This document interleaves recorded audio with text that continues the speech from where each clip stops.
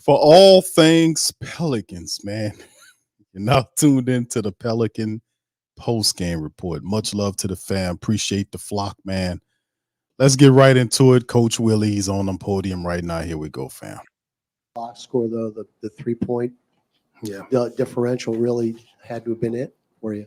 yeah, that's definitely a part of it. Just not being able to generate enough shots from the 3-point line. 17-9, that's a big difference to make up. But look, extremely proud of our group with being down guys coming together, playing hard, playing together.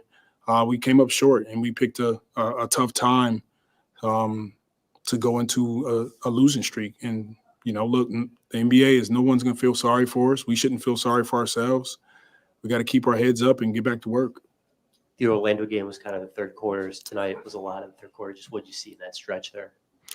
Just we got to take quality shots and take care of the ball. And then defensively, we got to get stops. They made it a point to drive to the paint, kick out threes, and we got to have more control over guarding the ball. And it starts with that. JV really had it going on offense. How much did it hurt that he picks up the fifth early in the fourth quarter? He's got to go to the bench for a little bit. It was tough. I thought some of his offensive fouls were questionable, but it's tough losing him, especially in a game like this where he can generate offense for you. And what do you think about just, I guess, the two looks you got there in the last few seconds or so, specifically? I mean, not our best execution, but that's an area for just growth. But look, we had one down the stretch where he got blocked. We talked about that one where Wembanyama's down there. When you drive, you got to be looking to kick out, and then the late one just kind of fumbled the ball. Yeah, and that one where Hurt gets blocked, is there any consideration taking the time out there, or you just prefer to let them kind of play out in that situation? I considered it, but we get a stop. We got some momentum going down, and not allowing their defense to get set is important, especially with big fella down there waiting. But he still ended up getting a block. So, I could live with the fact that we tried to be aggressive. Just gotta those are situations that you got to make good rim decisions. Yeah, just in totality, losing these games, even with Z and Bi being out for this one, just where's the level of concern, just where your team is right now, knowing how big these games are, and it feels like things are kind of snowballing on you. Yeah, it's been tough, but this is where you see what you're made of, and that's just the deal. It's like this is a part of life. You're gonna go through some tough stretches, and either we can just continue to fight, which our guys are doing, and I'm proud of them for it, no matter what. And that's the deal for us right here. Is like you're going to go through some tough stretches. We're going to go through some adversity. It's a part of it, and hopefully we can dig ourselves out of it. And CJ started off really hot, 19 at halftime. It felt like, as he slowed down, the offense kind of slowed down as well. What did you kind of see that made things kind of difficult for him? Yeah, they started to pick him up a little bit. He missed some easy shots, but we're asking CJ to do a lot right now, and he's been really good at just trying to carry the load, carry as much as he can. But teams are going to pressure him. They're going to try to take the ball out of his hands. They're going to make it difficult on him and force other guys to have to play make for us. And we're more than capable, but we let one slip away tonight. I guess what's just the message to the team, after a loss like this, where it feels like, this one probably hurt more than a lot of some of the other losses this season? My message is simple. This is adversity. And at some point throughout the course of the season, you're going to face it. And we're going to stay together. We're going to come back every day, continue to grow, continue to get better, continue to look at the things that we're doing well and try to go out and win the next game. And that's how I live my life. I'm not wavering. I'm not low on confidence. And we'll get through it. Simple. All right. Thank you.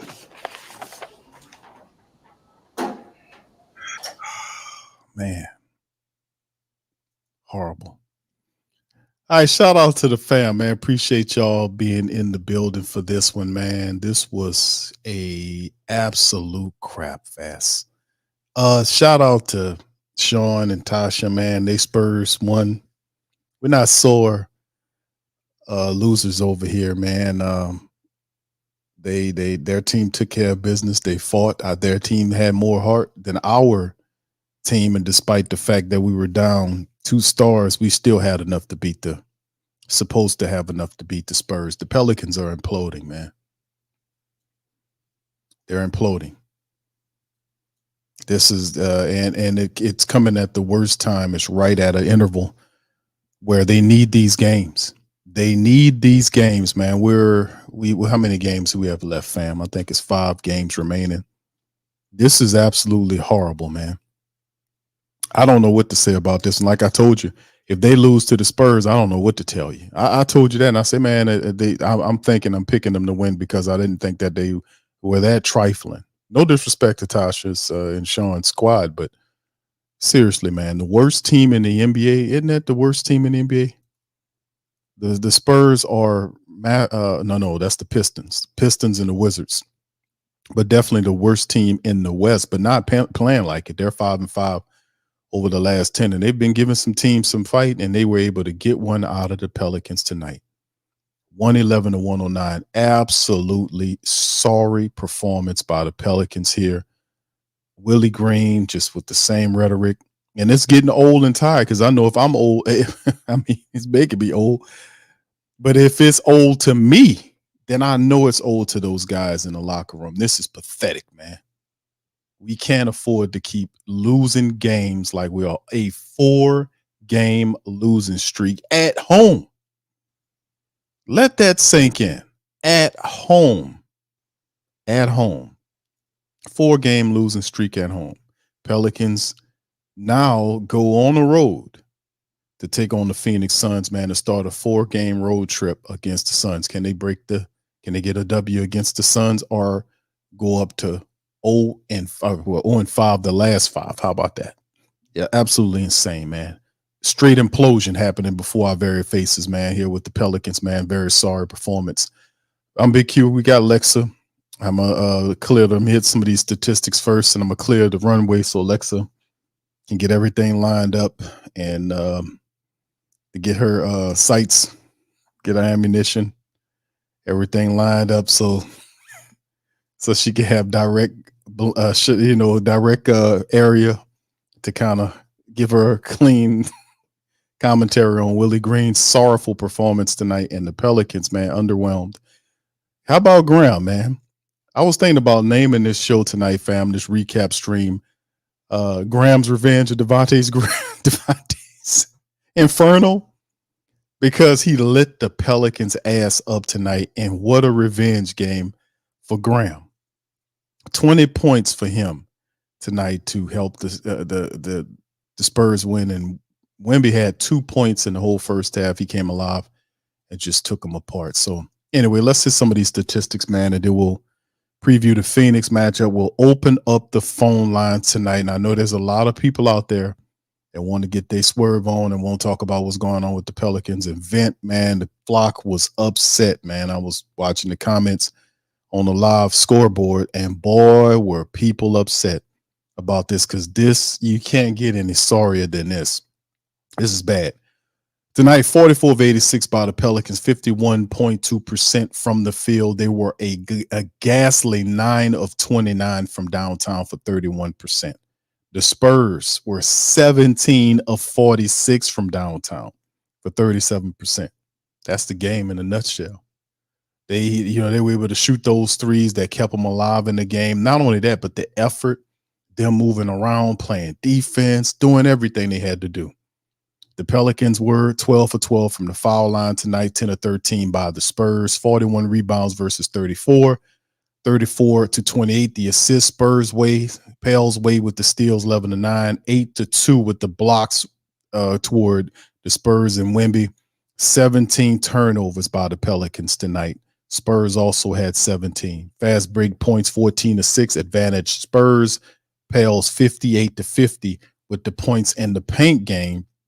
And the Pelicans had the lead by as much as 15. And of course, the Spurs came back in that thing and just unbelievable, man, tonight. It floors me how weak this team has been looking over the last several games.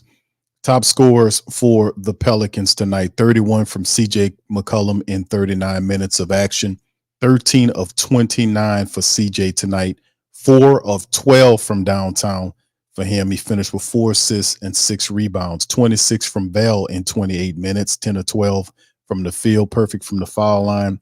He was 26 points, 7 assists, 7 boards, and Bell, y'all know what happened to him. 16 by Trey Murphy in 35 minutes of action tonight, 7 of 13. He was not good from beyond the arc tonight. 1 3-pointer out of 6 attempts for Trey. 16 points, 8 boards, 4 assists, 2 steals for him on the night. 15 from Herb Jones in 38 minutes. He finished with 3 assists, 3 steals, 4 boards for Herb. Dyson Daniels in a starting role tonight. 7 points, 7 rebounds. He had a couple of assists, a couple of steals for Dyson. Finished with 7 in 37 minutes, 3 of 8 from the field, 1 of 2 from downtown. And of course, off the bench, 6 from Larry Nance in 20 minutes, 6 assists, 3 boards, 6 from Jordan Hawkins in 18 minutes. He was 2 of 4 from the field and 2 of 4 from downtown. Najee Marshall, 14 minutes, just 2 points and 3 boards for him tonight. Matt Ryan got 11 minutes, didn't put up any points. So Spurs they fought, man. It was a collaborative effort by their players today. And Wemby finished with 17 points and 12 rebounds, 9 assists, almost a triple-double day for Victor Wembanyama. The top 15 apiece from several of their players, 14 apiece from Jones and Branham, 15 off the bench from Zach Collins, and then, of course, Graham. We know him all too well, relatively a dud down here, but tonight he got some revenge against the Pelicans. 20 points in 25 minutes, 6 of 15 from the field. He was 4 of 12 from downtown.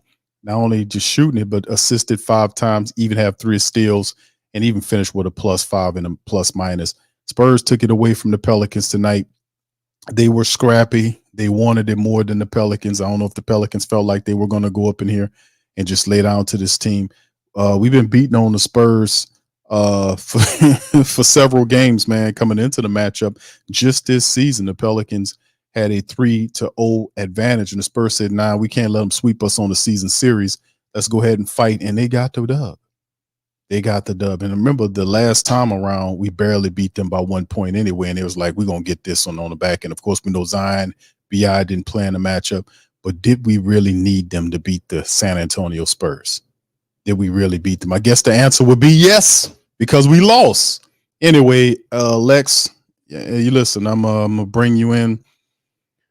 This is a very fascinating way for the Pelicans to lose. That's 4 straight losses right now the Pelicans have. Let me switch to the Western Conference standing screen so y'all can see where the Pelicans currently reside. Now, the Kings did lose tonight. The Sacramento Kings lost to the Boston Celtics by 1 point tonight. So they have slid too. They've started a little mini slide. They've lost 2 in a row. So their position where they're positioned at, as you can see, the Lakers have won 3 in a row. The Warriors are 6 in a row. And remember, I told y'all about them Houston Rockets. Didn't I tell y'all about the Rockets? Rockets have lost 4 in a row since I told you what was going to happen. But anyway, we're going to keep watching. But then again, our Pelicans are in a slide too. And this is not looking good. We got the Suns up next. We've struggled mightily against the Suns over the last several games. Booker's been the kryptonite. He scored 104 points against the Pelicans in the last 2 games, and it's not looking good. So, Lex, how you doing tonight? Are you okay? Yeah, I'm good. Are you sure? Yeah, I'm good. I'm eating a tasty turkey sandwich and some grippos. So, Okay. Yeah. Okay. So, Very listen. Okay. Come on, BQ. Okay. All right. So I done cleared the runway for you. Uh-huh. All right. So let's have it. All right. So I want to kind of piggyback off of Don. There is much to celebrate, y'all. And that is the Pales have clinched top 10 seed. Okay. So that's a good thing, right? Kind of Is, dead is that really what we want to celebrate on? on. Is I that mean, really? hey, they announced it today. They announced it today, earlier today. Yeah, this let me put it like this. Everything that we've been talking on this show all season, everything, all the flaws, the negative things, just everything that we have noticed throughout the whole season with this team, it's being thrown into our faces now. These last 4 games have been, an exploitation, a full effect of the Pels being exploited. And I want to break those down. So, we can kind of, we probably already know them, but, the Pels are being exploited in the 3-point shooting, being exploited in their energy, being exploited in third quarter droughts or half, halftime or coming out the half droughts. They're being exploited with their shooting, whether it's from field goal range or from behind the arc. Take your pick. They're being exploited in their clutch performance down the stretch. This team has never addressed or has not addressed getting rattled at the end. We've seen this before. It didn't just happen today. The thing is just, all of this is coming back. It's almost like everything that they tried to, I guess, cover up is coming back to bite the Pels in the butt. They're being exploited in lack of ball movement, player movement. They're being exploited in losing double-digit leads. Okay? They're being exploited in turnovers. All these things were things that the Pels were dealing with at the beginning of the season. And they're being exploited in hero ball. And if I've missed anything else, you all can put that in the chat. But the biggest thing, and y'all know I did not forget this, the Pels are being exploited in the coaching department. So you put everything that I just listed and the coaching, I say the coaching, for the end, because at the end of the day, that's what it comes down to. I was listening to Willie's Presser and I wasn't vibing off of anything he was saying. But you know what? There was one thing that stuck out that he said. He said, "I will not waver." Did y'all hear that? Did y'all hear him when he said that? Yes, I did. Did you believe him? Oh, I believed him even if he hadn't said that. Because he showed me in his actions. We know, Willie. We know that you're not going to waver. We understand that. We digested that a long time ago. Thank you for confirming that you will not waver, that you will not change what you're doing, that you will not adapt to what needs to be done. Okay? Thank you. Thank you for confirming. You gave us our confirmation. You assured us and confirmed that you are not equipped, nor are you trying to be equipped, or you're trying to learn or trying to grow or trying to, just get better. You don't have that ability. You've confirmed that. You've confirmed the zero faith that I have in you. And that's just me personally, because I've been saying that. I've been saying, I feel like, that right there wasn't going to help at all. But he just confirmed it. And if you all didn't hear it, go back and listen to him. He confirmed that he is not he's going to keep doing what he's doing. He believes in it wholeheartedly. He really does. But all these things, everything, you talked about how the team's imploding. Yeah. The thing is that these other teams are exploiting the Pales. And they're doing it to the max. And I've been saying this, the playoffs have already started. They started at as soon as the All-Star game weekend ended. In the West, it was, the playoffs already started. And I was hoping that if the team played with more energy, if they wanted it more, if they played harder than the other team, that would continue to help, because after All-Star break, we can't make any trades. There's no sense of talking about trades. We're not going to waive someone. We're not going to do that. We're not going to, the Pels are not going to pick up anybody. Clearly, they're not going to make a coaching change. So basically, this is what we got to deal with. This is what we had to accept. And I think for the most part, I think fans have been trying to be positive about this whole thing, knowing that, we knew the flaws of this team. We knew the flaws. Like, yes, this team can beat anybody, but this team can also lose against anybody. This team can blow anybody and everybody out. But yeah, this team can also get, the same treatment. You know what I'm saying? They can lose, in a blowout game. We know they can lose in close games. When I saw that this game was close, I don't know if you all know the record of the team when the game is determined by 3 points or less or 5 points or less. But let me tell you something, y'all. It is a landslide.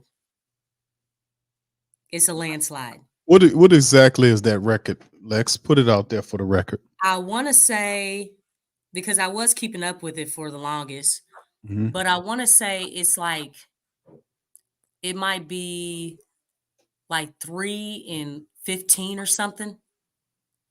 Something around there. I'm not sure. I got to look it up. But it's That's- around those numbers. But as you can see, the point is that it's a huge difference. That's a huge gap. It's a huge gap. So the probability, once it was clear that this game was close, the probability of winning this game was very low. Very low. Well, the last time they did win a close matchup, Lex, what wasn't it against the Spurs early in the year? Yeah, I mean, that was post All-Star. Mm-hmm. Yeah. I mean, yeah, that was like, oh, it's March. Well, it's April right now. Yeah, I'd probably say maybe the end of February. But when we last played them. But yeah, we beat them by 1 point. But again, up to that point, when have the Pelicans won a close game? They hadn't. Nah. I think the closest, I want to say the closest game they won outside the Spurs game was, there was another one in there, but it's either a blowout or a loss. A loss when they lose, not significantly, but I have to pull up the schedule and look at it again. But we've talked about this ad nauseum about over here about the Pelicans and how they function in close games. Yeah. And you could see it too. You yeah. could see it so bad. It's like they forget how to play basketball. And it's like, wow. Didn't even get a shot off. Mm-hmm. Herb went into the lane, and it's funny because I thought he was going to shuffle that pass to Jonas. because that's something that he would usually do. But this team does not perform well, performs very badly in the clutch. Don't let this game get close. Don't force Willie to actually coach. You know what I'm saying? Like we don't have leadership in that department. We don't have, hey guys, we're fine. Let's execute. You know what I'm saying? Let's be confident and execute. Make the right pass. We got this. There was a lot of dribbling out there. A lot of dribbling back there. AJ Black, real quick, what's that record as far as games determined by 3 points or less? I did attempt to look it up, and I don't think I'm looking in the right place. But I know you know how to get to that stuff. But yeah, this is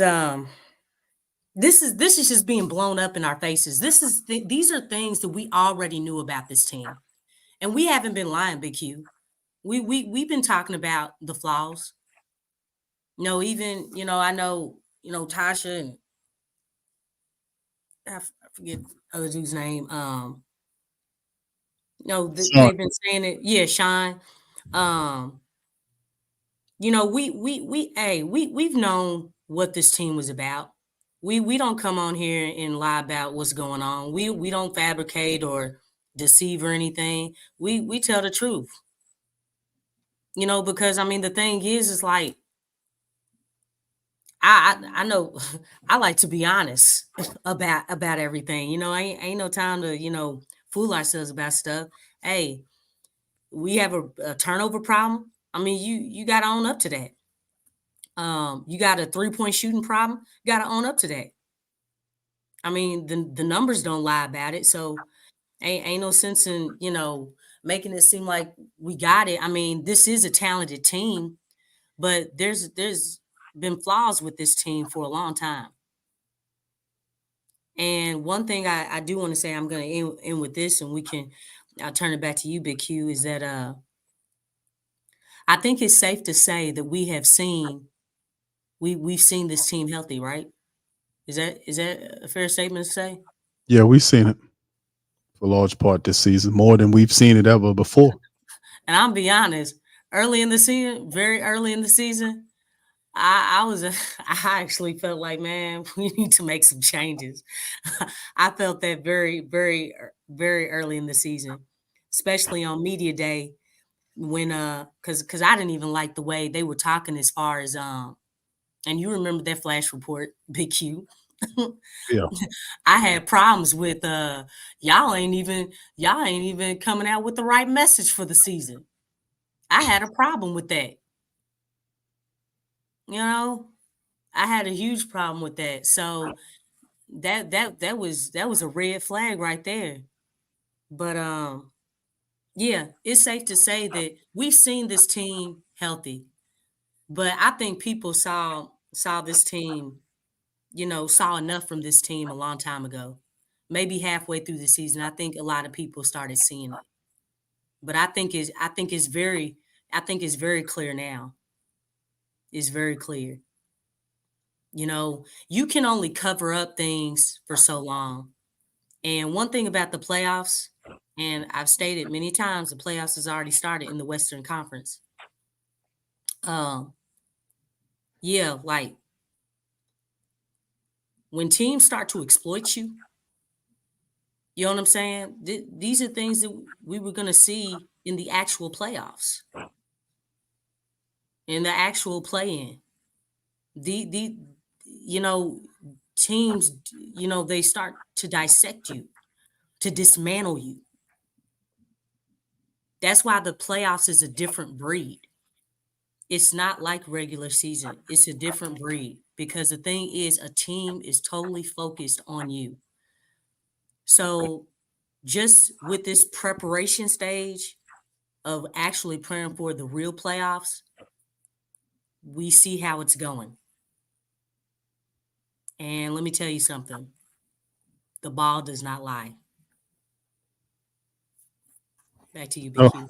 No, you're right. The ball don't lie. That's so Rasheed Wallace saying, "Ball don't lie, man." Yeah, I can hear him. I hear him saying that. Ball don't lie. Oh yeah, have a bad call, and then the guy misses the free throw on the foul call, and he'll yell that out. But man, all I can say is, man, dealing with the Pelicans, man, it just doesn't look good. The effort, the energy, everything we talk about doing here, Oh, it's bad, Big it's Q. not. It's They're not bad. doing it. Yeah, they're not matching anybody. They're not doing anything. They're not playing with any type of level of consistent energy. They're not. It's not. It's an attitude that they're supposed to have at this time of the year. We have a handful of games remaining. You cannot afford to simply not put out the proper effort that's needed to win these games. And we've seen the opposite on the opposite end of the spectrum with the Pelicans. And we know, no disrespect to the San Antonio Spurs, but even without Zion Williamson and BI, the Pelicans should have beat the Spurs tonight. Come on. They had 6 players out. Spurs Yeah. had 6 players out. Yeah, we should have been able to beat these people. I think 3 of those guys, I want to say 3 of those guys were starters. Yeah. Yeah. I know Devin Vassell was out. I know Keldon Johnson was out, and a couple other guys was out too. Yeah, they had a lot of guys out.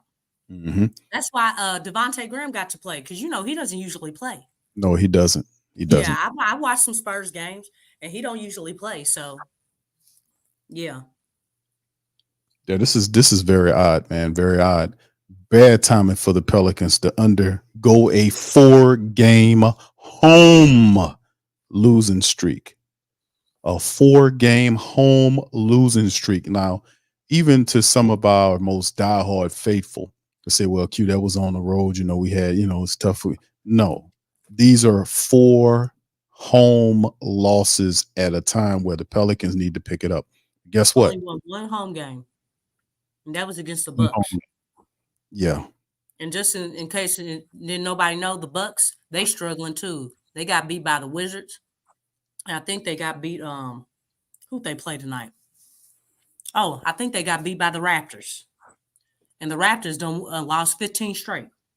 So that just takes off the little energy that the Pelicans had off the Bucks. Yeah, basically. So takes the basically, because that means something. Again, got to be honest, but they've been losing against the worst teams in the East. The Bucks have. Shoot, I think they lost against Memphis too. This is the thing, though, with the Pelicans. Now, the Pelicans getting ready to hit the road. 4 straight road games. We got 5 games left in the regular season. 5 games. Phoenix is up next. Now, this y'all know the history of what happened with Phoenix this year with Devin Booker. 100+ points combined in those games. They got a 3-game. They go back. I think they beat the Pelicans 3 games in a row going back to last year. Mm-hmm. I think I don't have to check that up, but I think they're under a 3-game losing streak. But anyway, the reality is the Pelicans, they got to get this dub against Phoenix, and that's the thing. Going up against Phoenix in Phoenix is going. How we gonna have to dissect and look at that, because this is the thing that they will have to do. They'll have to beat this Phoenix club. They will have to slow down Booker. They'll have to play some defense and go out there. Now, they do play better on the road than they do at home, obviously. So maybe that will help the Pelicans kind of gather and get their stuff straight. 4 straight losing these games at home. And then, of course, they know these are dire straits time. You can't afford to have a loss against Phoenix. Now taking care of San Antonio. Now you got Phoenix on the way. You got to take care of that. If not, that's 5 straight losses. And you continue to fall like a rock further and further down. Pelicans, 5 games left. All is not lost. But my goodness, I do expect Zion Williamson to be ready for that Phoenix game. I'm thinking that they were thinking that, well, we could kind of hold Zion out with the finger issue, because this is San Antonio. We got enough people here to beat San Antonio. They were wrong. I was wrong because I picked them to win the damn game. But now we got Phoenix on the way. Let's concentrate on that, Lex. Now, I know it comes down to the fundamental things we always talk about, which is energy, effort, Yeah. playing just all of the same stuff. Now that There's a reason why I always start off with energy. yeah, because You know what I'm saying? we've seen a There's a lot of the reason. last 4 games. That's for certain. No, all season though. There's a reason. Cause the energy just it's a lot. It's stressful. It's stressful. Okay, Go so on, I'm this, sorry, I didn't mean to cut you out. no, let's get into it because that's the game that we're focusing on next because the Spurs thing was just depressing. But now that we move forward, looking at the Phoenix Suns this season here, they done smoked the Pelicans. Right now, it's just three games here for the season series. The Suns leading it. They've taken care of the Pelicans in both matchups. Now we in a dire straight situation where the Pelicans have to break the 4-game slide by beating a team that they struggled with this season. How do they do it? I mean, I know you talked about energy and effort, but ideally and realistically, do the Pelicans get this victory against Phoenix on Sunday night? Did you want the truth? I want nothing but the Truth, truth. so help me God. That's right. I don't need it. Nothing else but the truth. Yeah, unfortunately I would have to say no. Said it ain't happening, Q. Um, Steve says no. Tasha says no. um, Says no. right now, how I was saying the Suns, they came off of a loss, and the Pelicans, they also came off of a loss. And when they came up in here, or no, we were coming off of a win, I do believe. I think that's it. But anyway, they were coming off of a loss. And I was like, when they come up in the SKC, the Pels need to smell blood. They Right. need to pounce on the Suns. They need to attack them.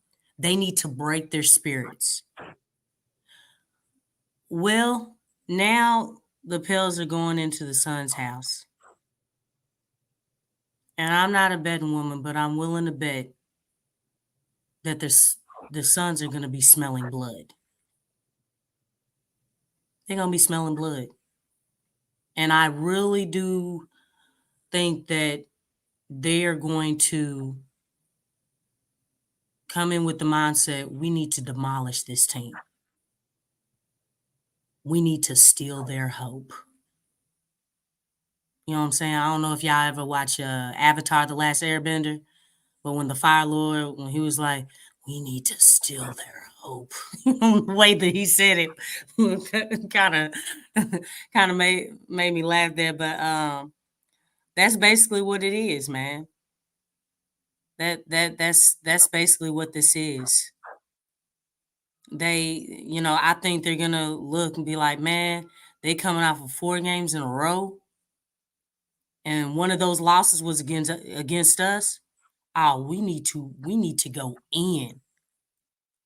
You don't think you don't think somebody like Devin Booker is looking at that, or KD?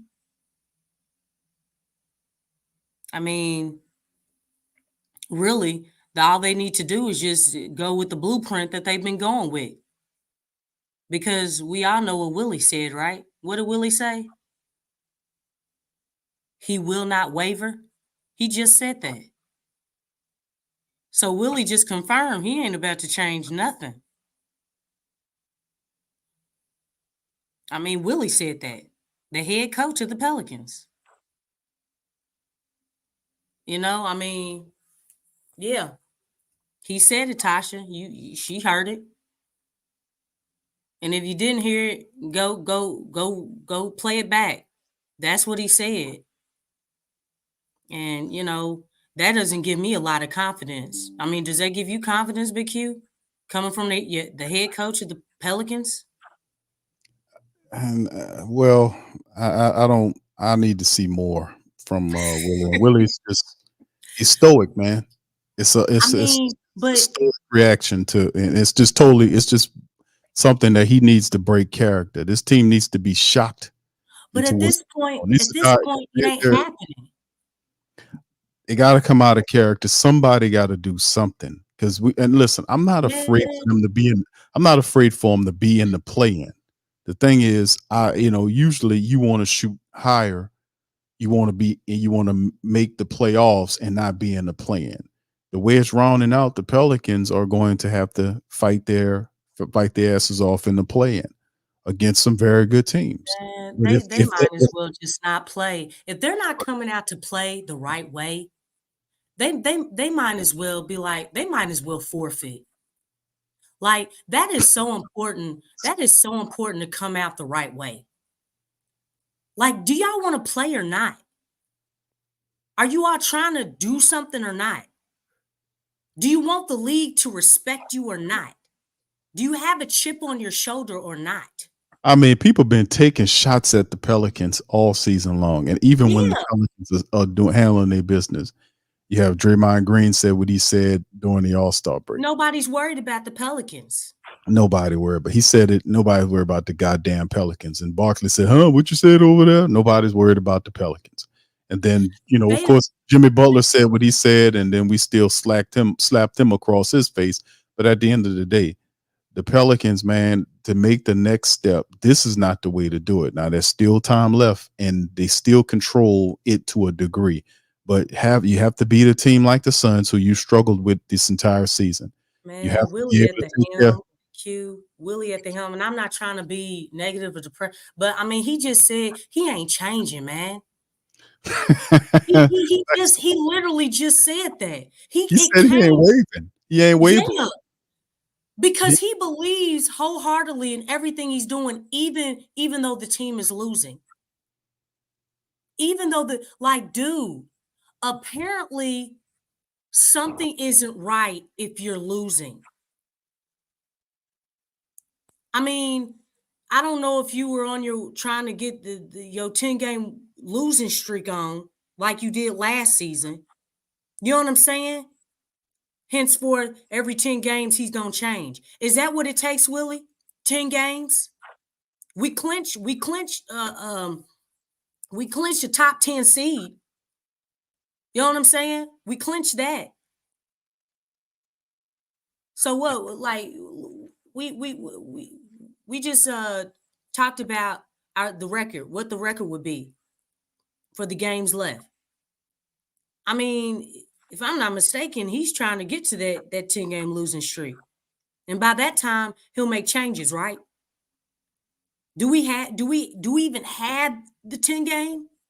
We got 4 right now. How many games we got left? Did you said 5? It's 5 games left. Dang. That's a total of 9 games, Big Q. We gonna miss the mark.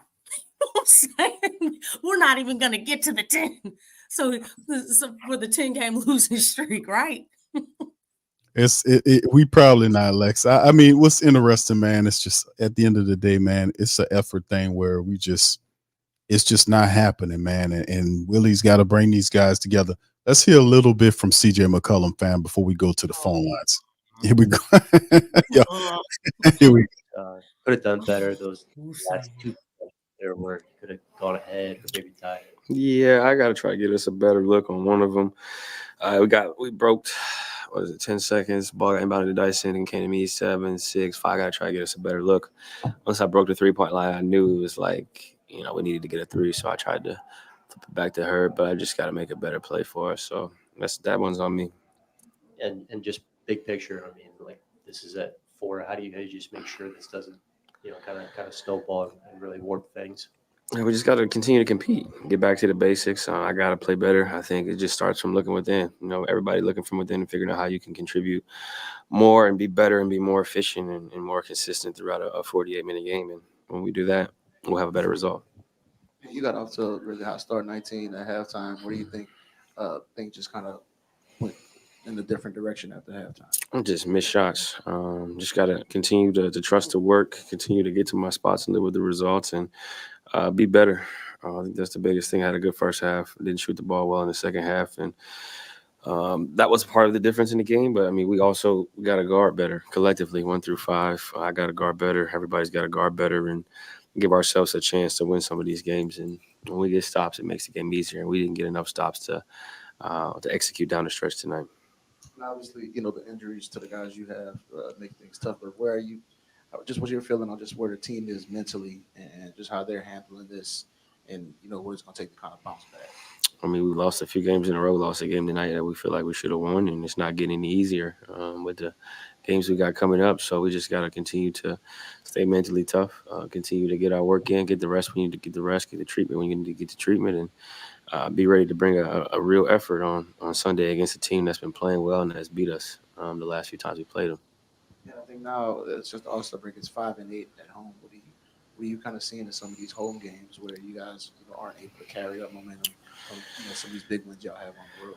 Outside tonight, we lost to some really good teams, teams that are towards the top of their conferences. So it's about execution. It's about sustaining a high level of play throughout 40 minutes, and we're about to go on the road. So we got to be able to kind of create our own energy, create our own momentum, and try to get some games on the road. And CJ, admittedly, you guys have been better on the road this year. You feel like that can in any way can help you guys in this upcoming 4-game routine? I hope so. You feel like the vibes are still good there? Yeah, what was you to say, dog? Like, we just lost to the Spurs. Like, that's a game we should have won. So now we got to change our focus and get ready for a really good Suns team that's playing well with a lot to lose, just like we do. What do you think some of the main issues on the defensive end that prevent y'all from getting stopped? Just got to close out better. I got to contain the ball better at the top of the key. I think rotation-wise, I mean, if you look at we gave up 111 points, which isn't terrible, but I think it's the type of baskets that we're giving up, offensive rebound, kick out threes, those types of plays hurt transition, pull up threes, those types of possessions can swing momentum in a game. But I don't think we guarded poorly the entire night. I think we just had some lapses that were costly, and they went on some runs, and that changed the game for us. CJ, I think this is 3 straight games where you guys haven't hit as a team or attempted 30 3-point attempts or more. How do you guys change that? Shoot more threes. Be ready to catch and shoot. Be ready to drive and kick, and everybody take advantage of catch and shoot threes. Thank you, CJ.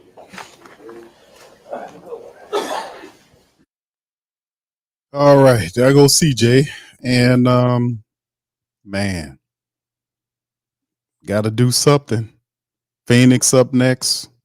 Pelicans got to figure it out quick. They don't have all this damn time. They didn't, and y'all know my little words I throw out here. They didn't flittered away every damn thing. And we got 5 games left and a tough one against Phoenix. A lot of people think that's going to be an L against Phoenix for 5. We can't lose these games, fam. If we trying to fight and stay to try to get back into the top 6 teams, this ain't going to cut it. They got tough matchups against Phoenix, Sacramento, Golden State, and finally the last home game in middle April against the Lakers. And then I can't even kick out Portland after watching San Antonio lose, because you would think the San Antonio game would be a win after you watch the Pelicans lose to Boston, Phoenix, and Orlando. Most certainly they got to beat San Antonio. No. So we're facing down Phoenix. So thoughts on CJ, and your final thoughts before we move on to the call inside, Lex.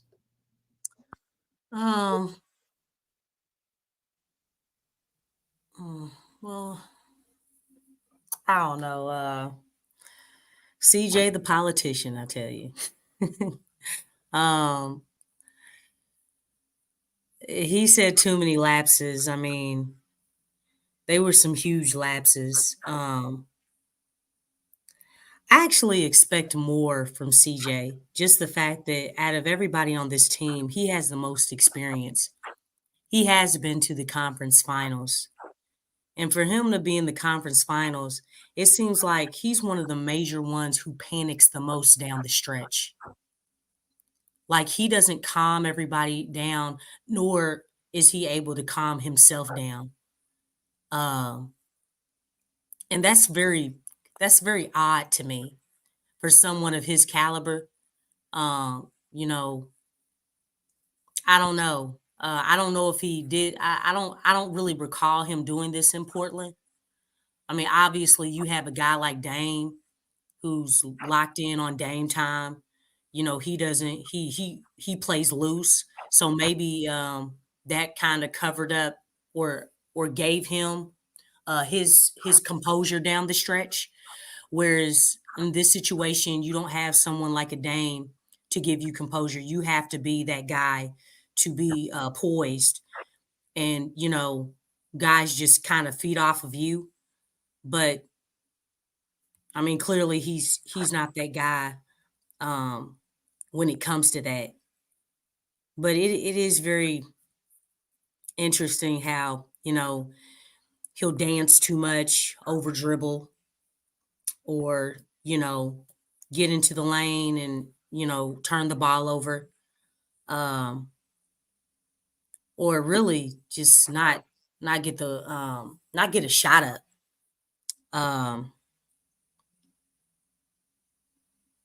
Golly, I mean, it's not just on CJ. I mean, like I said, there's been so many things with this team throughout the whole season, and CJ, he has his ups and downs, his pros and cons, but the team has been very.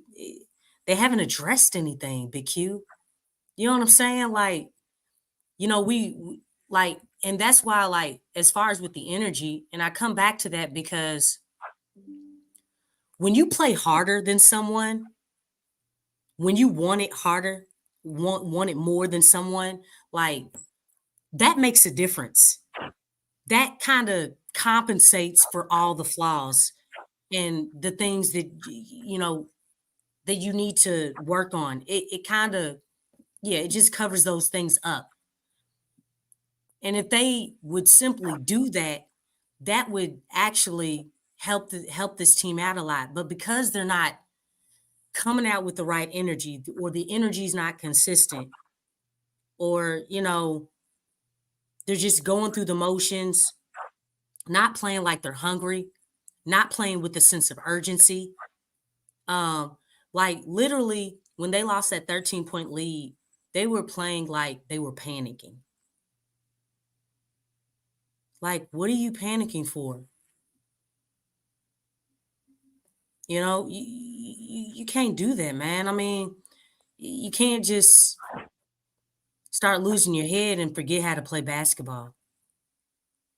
But again, like, that's why that energy was so important. I mean, when you watch this team enough, you know, like, okay, the offense is not as creative. When they're not stopping anybody, you just got to go through other measures. What's something that they can't measure? What's something that, a team can't handle, especially with the Suns? The Suns, the teams that they've been losing against, they all worked harder than them. They played harder. They wanted it more. I mean, like, it was like, I forget who they were playing, but man, they got so many turnovers on the Suns just because they were a quick stepper. That's what the Pels got to do. Well, That's listen, what they got to do, man. it's in front of them, Lex, to be honest with you, because they get the win against the Suns. That can kind of flip things for them. That can kind of shift them in the direction they're supposed to go. But that's a big win, because we still got Portland and behind them, and we have to focus at one game at a time with 5 games remaining. But man, shouldn't have to be trying to tell somebody in this with the Pelicans about urgency. With Yeah. 5 games remaining in the regular season, and as hot as the Western Conference is and how close these teams are packed together, shouldn't be trying to, shake the Pelicans with a sense of urgency. They should already know what time this is, man. We knew, when we talked about the stretch a month ago, we were pinpointing this exact stretch of time because we knew that these games started with OKC, that these games will show you what type of team the Pelicans were, because that was a daunting stretch of games. And look how the Pelicans responded. Out of all those games, I have to be real. No disrespect to the Spurs, but I said, man, all those games are tough. I knew Orlando was going to be a difficult matchup because they don't match up well with Orlando. I knew, Boston was going to be a tough matchup, but, you keep your stuff together, you play with that intensity, you beat Boston. But at the end of the day, I thought that out of all those tough games with OKC, Milwaukee, Boston, I said I knew that, well, at least before that span of games, those home games end, they'll beat the Spurs, and then we'll be able to get ready for Phoenix. Boy. Don't you cash them in, fam. Spurs stepped up and said, hey, man, we might not be all together, but we'll give you all we got. And it was enough to beat the Pelicans tonight. So anyway, shout out to the fam. Appreciate y'all being in the stream. Y'all do me a service. Please feel free to hit the like button. If you're not a subscriber, hit the subscribe button. Feel free to hit the comment section in the chat and let us know how you feel about the Pelicans tonight, man. What are your thoughts on it? Some of the family members have been chiming in already. There's a link pinned to the chat, man. We're about to open up the call side of it. We won't be going super long tonight, family. I got a lot of work I got to do. But I promise you, we'll try to get as many family members in so they can share their thoughts. Please don't kind of step on each other, kind of respect the speakers, kind of, mute your mic while somebody else is talking so we can hear everybody clear. Like I said, the software does a awful job. And I've been communicating with these people, telling them they have to fix that option. Like when people start talking, it mutes and kind of garbles. And I don't like that. They said that they sent me some support email back that they working on fixing that, whatever that is. So that's why, I'm trying to have everybody to kind of mute their mics and let somebody let the speaker speak, whoever's speaking, so we can hear them clearly. Try not to talk over them. All right. So anyway, with that being said, man, shout out to the fam. PK says, don't mute me. We ain't going to mute you, man. All right, shout out. Let me answer. Irva says, Q, we backing into the plan. I'm sorry, but Willie don't have the chops. He Mark Jackson going as far as we can with him. Got to find out Steve Kerr. Enough is enough. All right, thank you, bro. Appreciate you. All right, we got Big Sean. I know he goes Sean. I know Sean going to throw his comeuppance in there. Brother Don's in this thing. Jay Black, my dog Jay Black, and DJ is in the thing. So we'll bring him in one at a time. Much love to y'all, brothers. Thank y'all for being in the stream. What's up? What's up? Shout out to you. We'll start with you, Big Sean, then Brother Don, then Jay Black, and then DJ. So, full shows, Brother Sean. Show us the age. What age?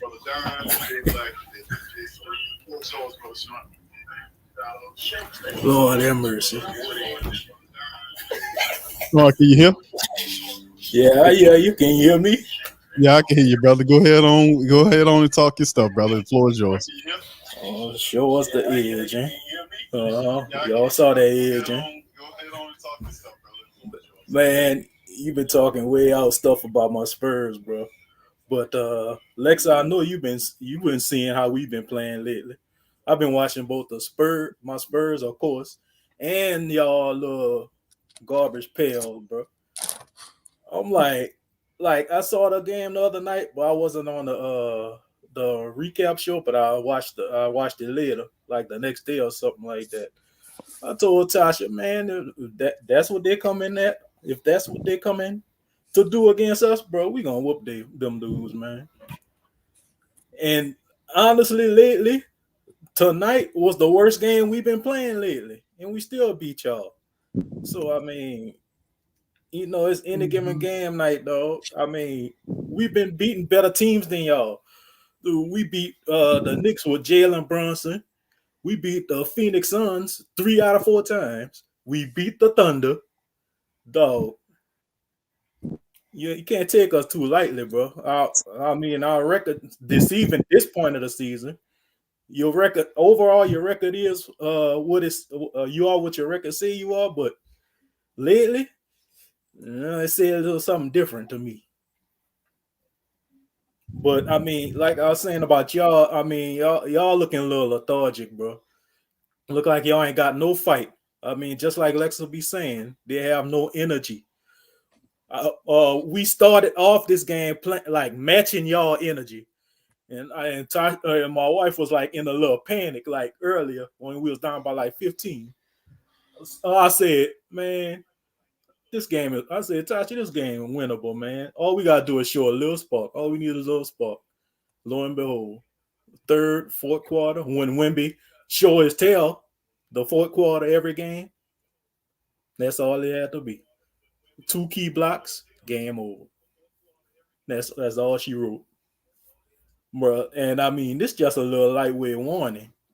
Y'all gonna see us next year and beyond, y'all ain't gonna want to even see us. All we need is a couple of pieces, bro. And we about to get them. All right, Sean. Thank you, bro, for your gloating, and congratulations on your win tonight. Shout out to you, brother. And I know Tasha around there somewhere too, so tell Yeah, her. she was in the background laughing. He got a W today. So shout out to y'all. Appreciate y'all. See, Yeah, y'all barely beat us the last time. Devin Vassell bailed y'all out. Here you go. Here you go. I'm telling you, Devin Vassell bailed y'all out. Wimby was open and got open heading to the basket, and Devin was supposed to pass it to him or lob it to him, and that would have sealed the game. But no, he tried to play a hero ball like he Kobe or somebody. He ain't Kobe, he Nobi. That's why I don't trust him either. Nobi. All right. Thank you, Shaw. Appreciate you, bro. All right, brother Anthony, you on here, man? Yes, sir. Yes, sir. How y'all doing today, man? Good, my brother. The floor is yours tonight, bro. Yeah. Celebration. Yes, sir. Every time the Spurs scored, I was celebrating. But man, I seen somebody in the comments. They said, I think it was Irvin who said exactly what I said 3 years ago. I don't know if he heard it or he just realized it too. But I said this 3 years ago. I told y'all. I said for those of y'all that have been listening, I said, yeah, we got our Mark Jackson, but it's time for us to get our Steve Kerr. I said we supposed to been had let Willie go. You dig what I'm saying? I knew he couldn't get us over the top. But the reason why I'm celebrating is because, man, look, like, in order for this dude to go, we gotta lose. And it's happening.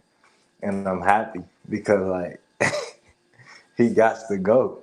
That this man has to go. He's criminal. He's criminal. Like, bro, you don't know how we got weapons on the team. You don't know how to use none of the weapons, bro. You got Jayhawk in the fucking corner all goddamn day, and then you take him out like he done did something wrong. But you got CJ in there jacking the fucking ball. Okay, you can have it, my brother. And that's why we took that fucking L. Like, bro, he was a terrible coach. Like, and it's funny now. That's why I'm laughing, because it's funny because it's nothing else to do but to laugh. Because we already know about Willie. He's been showing us who he is the whole season. Like Lexxah said, everybody's been exploiting everything. You dig what I'm saying? And just like I told y'all the other day, I said, when have we really, when it was time to show up, when have we showed up? Y'all got a little hype on that Bucks game. I told y'all to just pipe it down a notch, because I was seeing something in that game. And mind you, I didn't even mention that they got a terrible coach too, because I wouldn't even think about that. I said, you know what? And I thought about that. I said, you know what? They got a terrible coach too. Them the 2 top worst coaches in the league, Doc Rivers and Willie Green, right along with each other. And y'all realize that too. And I told y'all about this last stretch. I said, this ain't gonna be good. This ain't gonna be good. You dig what I'm saying? I thought we was gonna win against the Spurs. That's one of the wins I was gonna give us. And we can't even get that. So, but that's even more better for my case, because like I said, I want Willie gone. Yeah, man. And people trying to put it on Zion. I seen some people on Twitter. Like, hey, man, chill out with that, man. Willie Willie Green, man. This guy. I mean, body language is just, like he ready to cry on the sideline, and I hope, man, we can just let this dude go, man, before the playoffs or something. That'd be nice too. I know we're not gonna do that, but hey, we can do that and let Borrego just take over, see what he do. If he doesn't do too great, we can let him go and just try to, find a new coach next season. But yeah, man, this Jayhawk and Valanciunas got a good connection. He don't even utilize that. Like, man, he don't know. He got weapons. He don't know how to use them, man. That's how we're gonna get in more depth in conversation. But That's all I gotta say to start it off, man. But let's just celebrate. All right, thank you, brother Don. Right. G Black, how you doing, sir? Oh man, I'm happy I got the hit. Yo, this is why I come up here and I get upset because when I hear people listen, that don't even sound like a real fan. When you celebrate when we lose, that's not a fan to me. That's I was coming up here to say something totally different. I was coming up here to talk about something totally different. That's not you can't be a Pelican fan and celebrate when we lose. That's go against being a Pelican fan. No, that really And the Spurs, I was gonna come up here and talk about Willie Green. This was a terrible loss. This was a terrible loss. But matter of fact, I'm gonna keep going what I'm going with because I don't want to get sidetracked because I was about that was this crazy. Now, Lexxah, you said we had 4 major things. You missed out one. It was one major thing you didn't say that we were missing as a team, and that's player IQ. Our IQ as players, the players' IQ is not high. It's not high. We was up. You can only look at. You don't even got to look at the whole game. You can look at. We lost it in the third quarter. We ain't losing in the fourth. We lost it in the third quarter. We was up 10 to start the third quarter. The third quarter we started up 10. We went up 14. We was never up 15. We went up 14. That was the max we went up in the whole game. Now, CJ. Oh man, goddamn. CJ come down. We up 14. He missed shots. He missed shots. He missed shots. And that's what he said after the game. I was like, oh man, it was way more than that. CJ missing shots. Both of the centers getting in foul trouble with offensive fouls, charging calls, taking bad screens.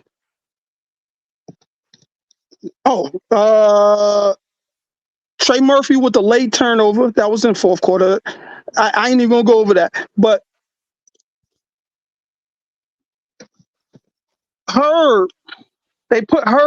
Willie Green put Herb on Devontae Graham in the third quarter after he had like 16 points. After he had like, I think he scored 20 in total. But you put Herb on him after he get hot. He wasn't supposed to be that hot as it is. You knew he gonna have an itch coming against New Orleans. First and foremost, let's stop that. Put Herb on him. I don't even know who Herb was defending most of the game, but you should put our best defender on a person that you know has something out against us. That's one.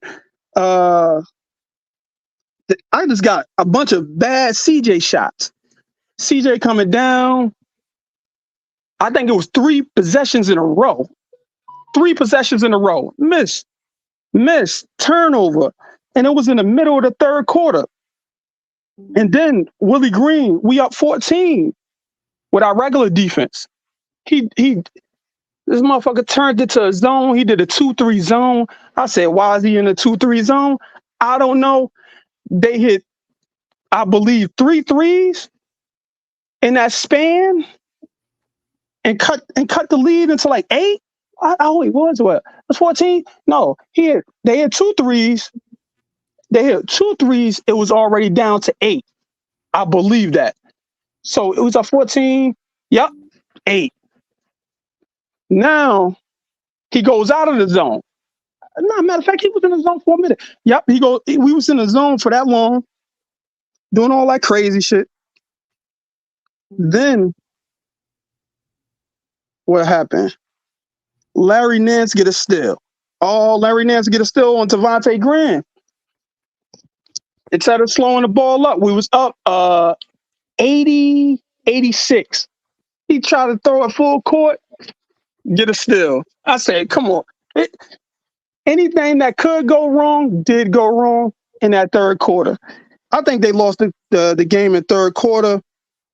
And then Najee got into the teeth of the defense multiple times. It wasn't even looking to shoot.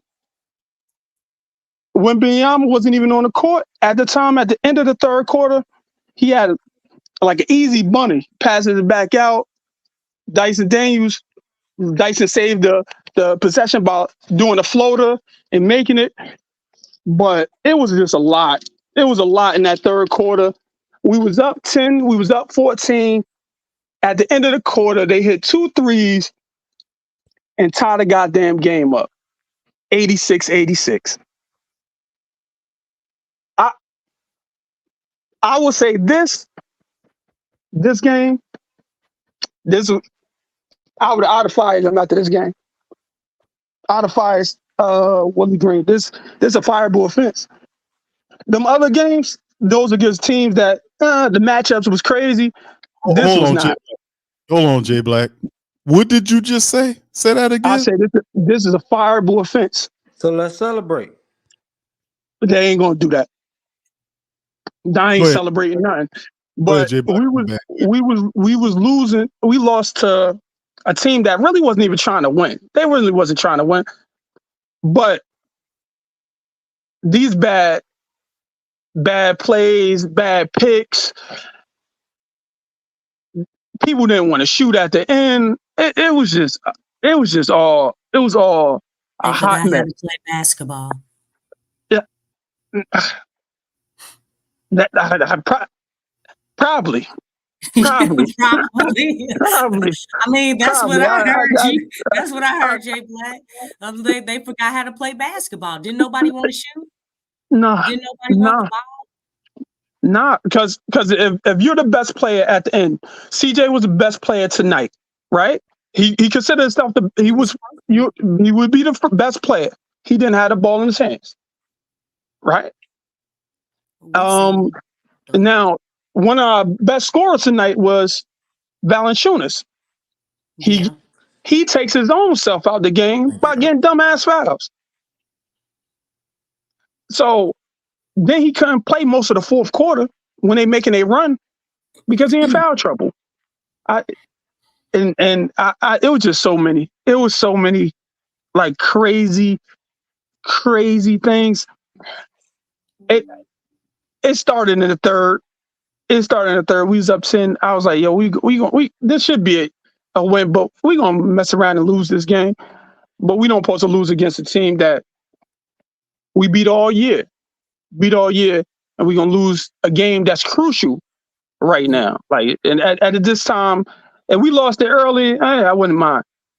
Make it up. But right now is the playoff time. You shouldn't be losing games. I would say something about Zion, but he ain't play. I don't know why he ain't play, but that was I don't know why he ain't play. He probably thought we could win this without himself either, but I don't know, man. That was crazy why he ain't play either. But the people that was on the court, we should have won. And we was up 14. Yeah, we should have won. There's no excuse for this one. There's no excuse for this one.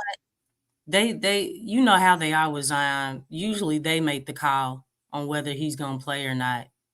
So I think when it comes to him, his situation is totally different than anybody else's just because of, his history. To me. I agree. But fuck that. He can make the decision. Him and now right now is the frustration because I'd be mad. I'm mad at both of them. Like Zion, B.I. We don't supposed to be losing this. Like y'all bring it back. I don't know, man. Y'all shouldn't be out in street clothes, man. Not right now. Listen, unless you can't perform, like it's you should be out there. You should be out there with your team. Like I don't know. That's a part of the game, though. Lex, that's how they're gonna handle Zion with the kid gloves. And they figured, and so did we, that they can be able to. The Pelicans have enough personnel where they should be able to beat the San Antonio Spurs. and they went out there and they laid an egg, man. So I mean, I guarantee that Zion will be in the building against the Suns. I tell you that much. I don't know, man. I promise you that, Jay Black. Somebody was saying that that Zion getting that hit from Harris might have had something to do. I mean, did anybody hear anything about that? I ain't hear nothing. I just hear about the finger. Just the finger they talking about, Lex. Yeah, I was okay. Let's keep it going here. We got some other people about to jump in here.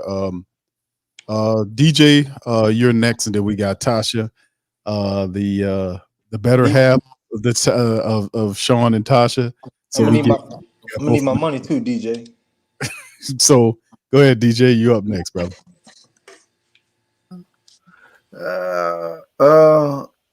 Becky, if you don't mind, let Tasha go. And let me be the last one, if you don't mind. Not at all. Tasha, are you there, sweetie? Hello, y'all hear me? Yes, we do. We hear you. Well, hello, blockers. I am here. Oh, there's so much. I am here on the behalf of the Spurs Hospitality Department. Oh my goodness. And I was coming to give my sincere condolences to you on tonight. Dang.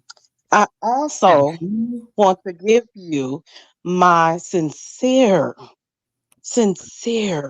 best wishes in your pursuit to try to win these next 6 games.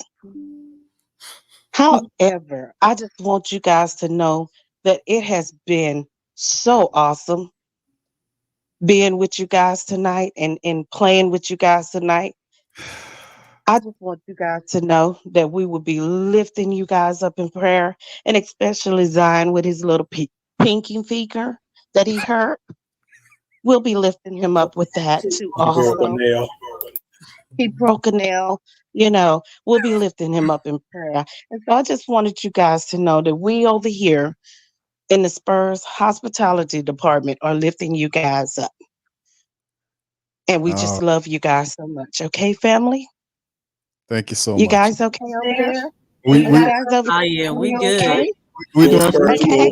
Pale smell. Go Spurs, go! Yes! A pale smell. Oh, good. See, we got to go through y'all. See when they don't win. See, we got to go. We got to put up with. They deserve it. We got to Look, man, y'all have been putting our Spurs down. Look, I'm like you, Lexxah.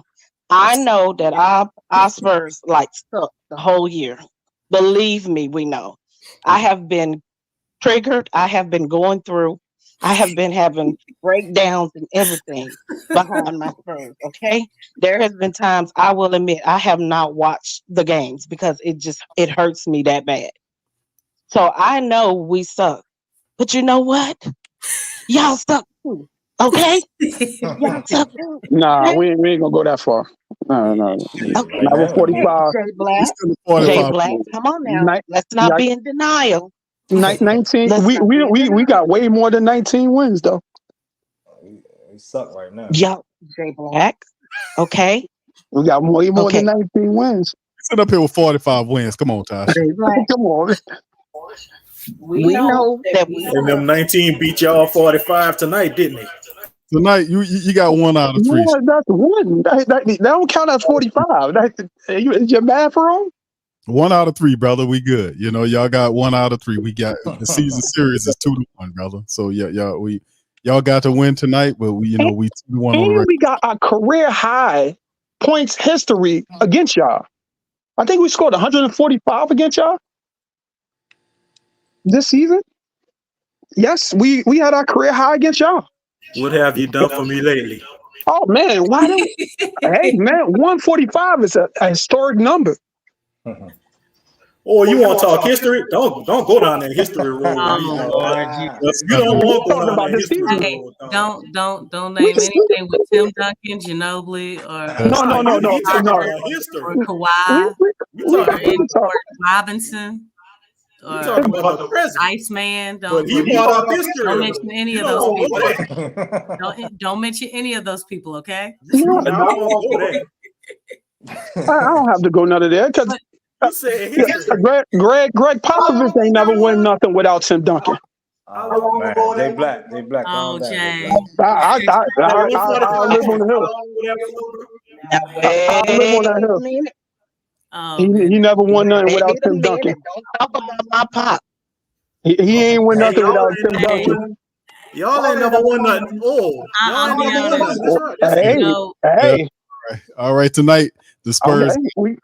I wouldn't mind having a pop, though. We got to give it to the Spurs tonight, man. They took care of business, man. Kudos to them, man. Tasha and Sean just gloating right now. They earned it tonight, man. They got it, man. So they deserve that for sure. Yeah, they got it. They got it. Can I say one more thing? And I have to go and just gloat. What I want to say is you guys really, really need to have Willie to take some classes from Pop. No, we don't want I really think that it would be beneficial. We're against that. No. We're Tell him done he can with have classes. Pop He can have just he don't need to be coach. I mean, it wouldn't hurt for Willie to read a book that maybe Pop could say, Willie, let me reference this book for you to read. Look, you need all that. Right. That Willie Green has been an assistant coach under Steve Kerr, who has been an assistant coach under Pop. Okay. The same thing with Monty. Wasn't Monty under Pop at any time? Yep, he was. Okay, so we no. He slept during the classes, right? He slept during the classes. I guess Apparently he did. I guess he did. He didn't learn nothing. He just I'm sorry. My man Kirk in the championships. What happened to Willie? Okay. That's we thank you, Sean and Tasha. We appreciate you guys. I really love you guys, and I really am going to be praying for you guys in your next endeavors. I really wish you well. Just watch us from the sideline. Look, make sure it's a good prayer, the right prayer. Hey, I'm a woman of faith.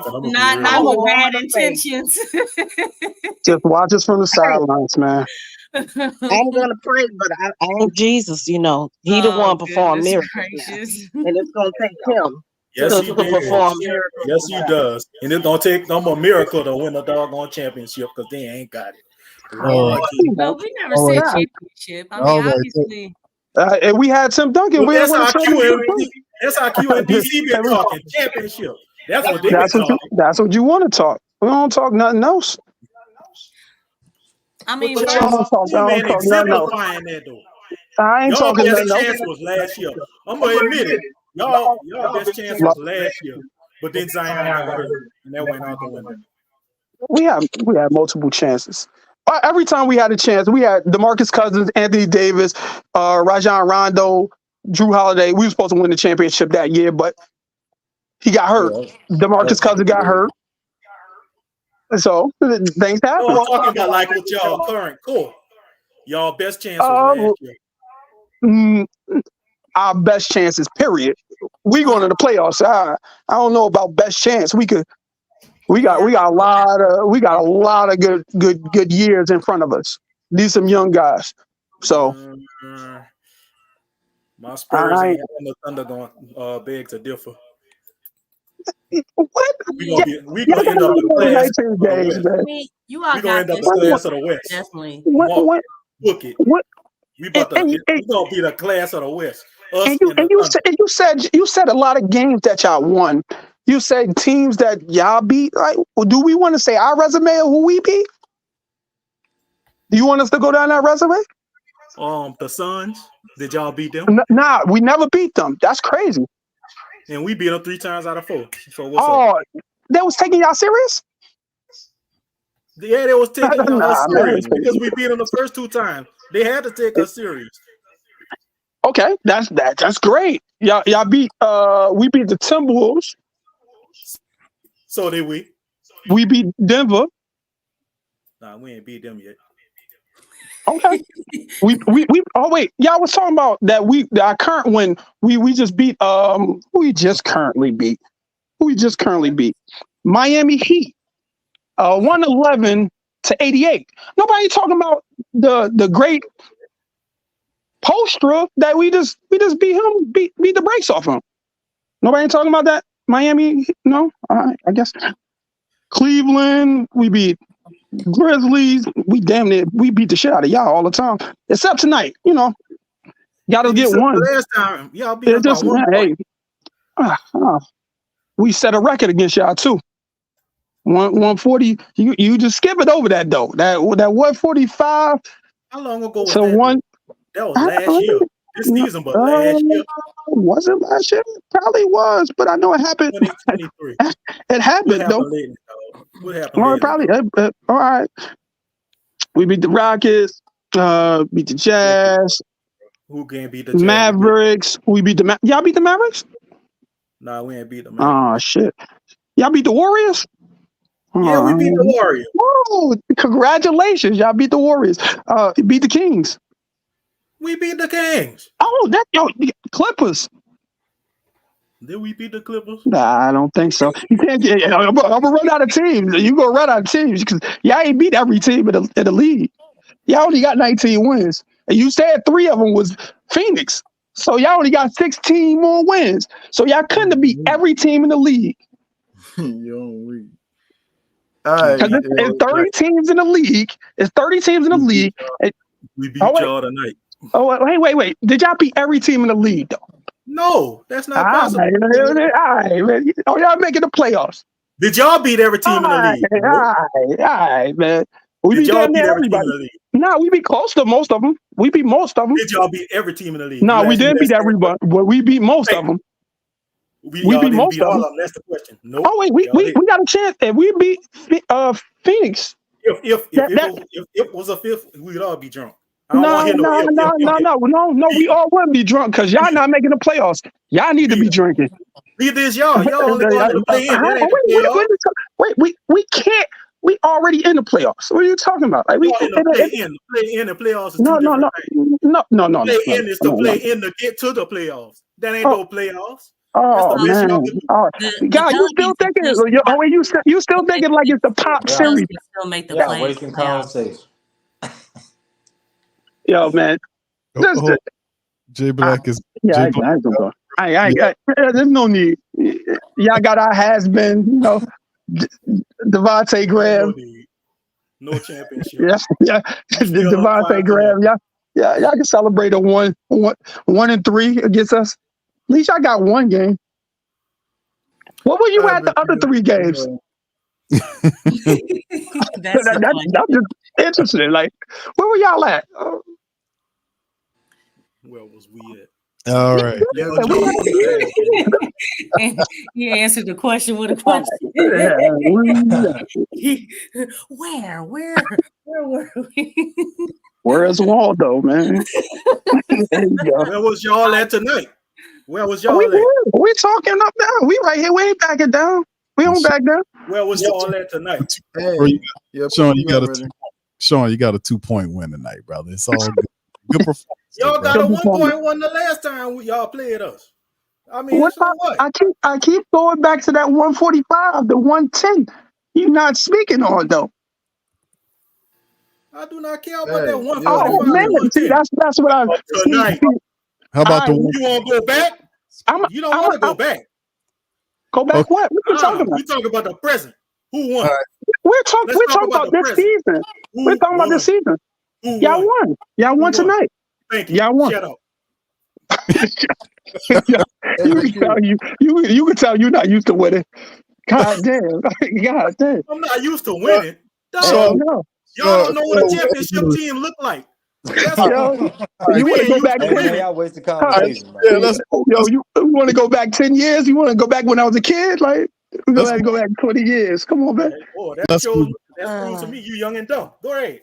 Hey, man. I'm still a winner, though. I'm in the playoffs, though. Y'all not. Let's move it along. Lex, go ahead and chime in. Then we got DJ coming up. He has some stuff to say as well. Then we'll just open up the floor to everybody with topics. Lex, floor is yours. Oh, okay. Yeah. That was very comical. Very interesting. Yeah, y'all got me stuck. But yeah, kudos. The Spurs got the win, man. Y'all got the win. Y'all got a whole lot to grow off of there over there. You know, got a great piece in Wimby, and definitely a few changes. Y'all be coming up real fast. So don't have a doubt about that.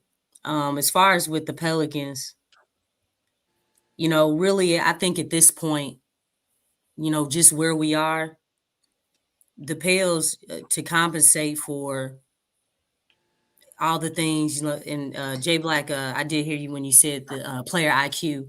That does have a whole lot to do with it, but to compensate for the IQ and all the other things, like the team is going to have to come into the game the right way and play harder than what they've ever been.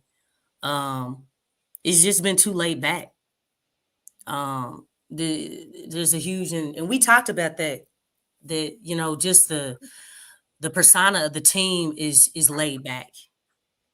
And I guess maybe that comes from Willie Green, because he's a laid back guy. He doesn't really show a whole lot of conviction or emotion, or anything like that. But yeah, we just got to find a way to win. I mean, I know it sounds like, we've heard this before, and we have, but at this point it's like, look, it's do or die, you know what I'm saying?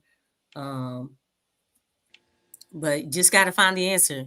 Got to find whatever gets them going to come out and play, because even listening to Zion and CJ's last presser, Zion talked about how they can't panic, as far as with the physicality.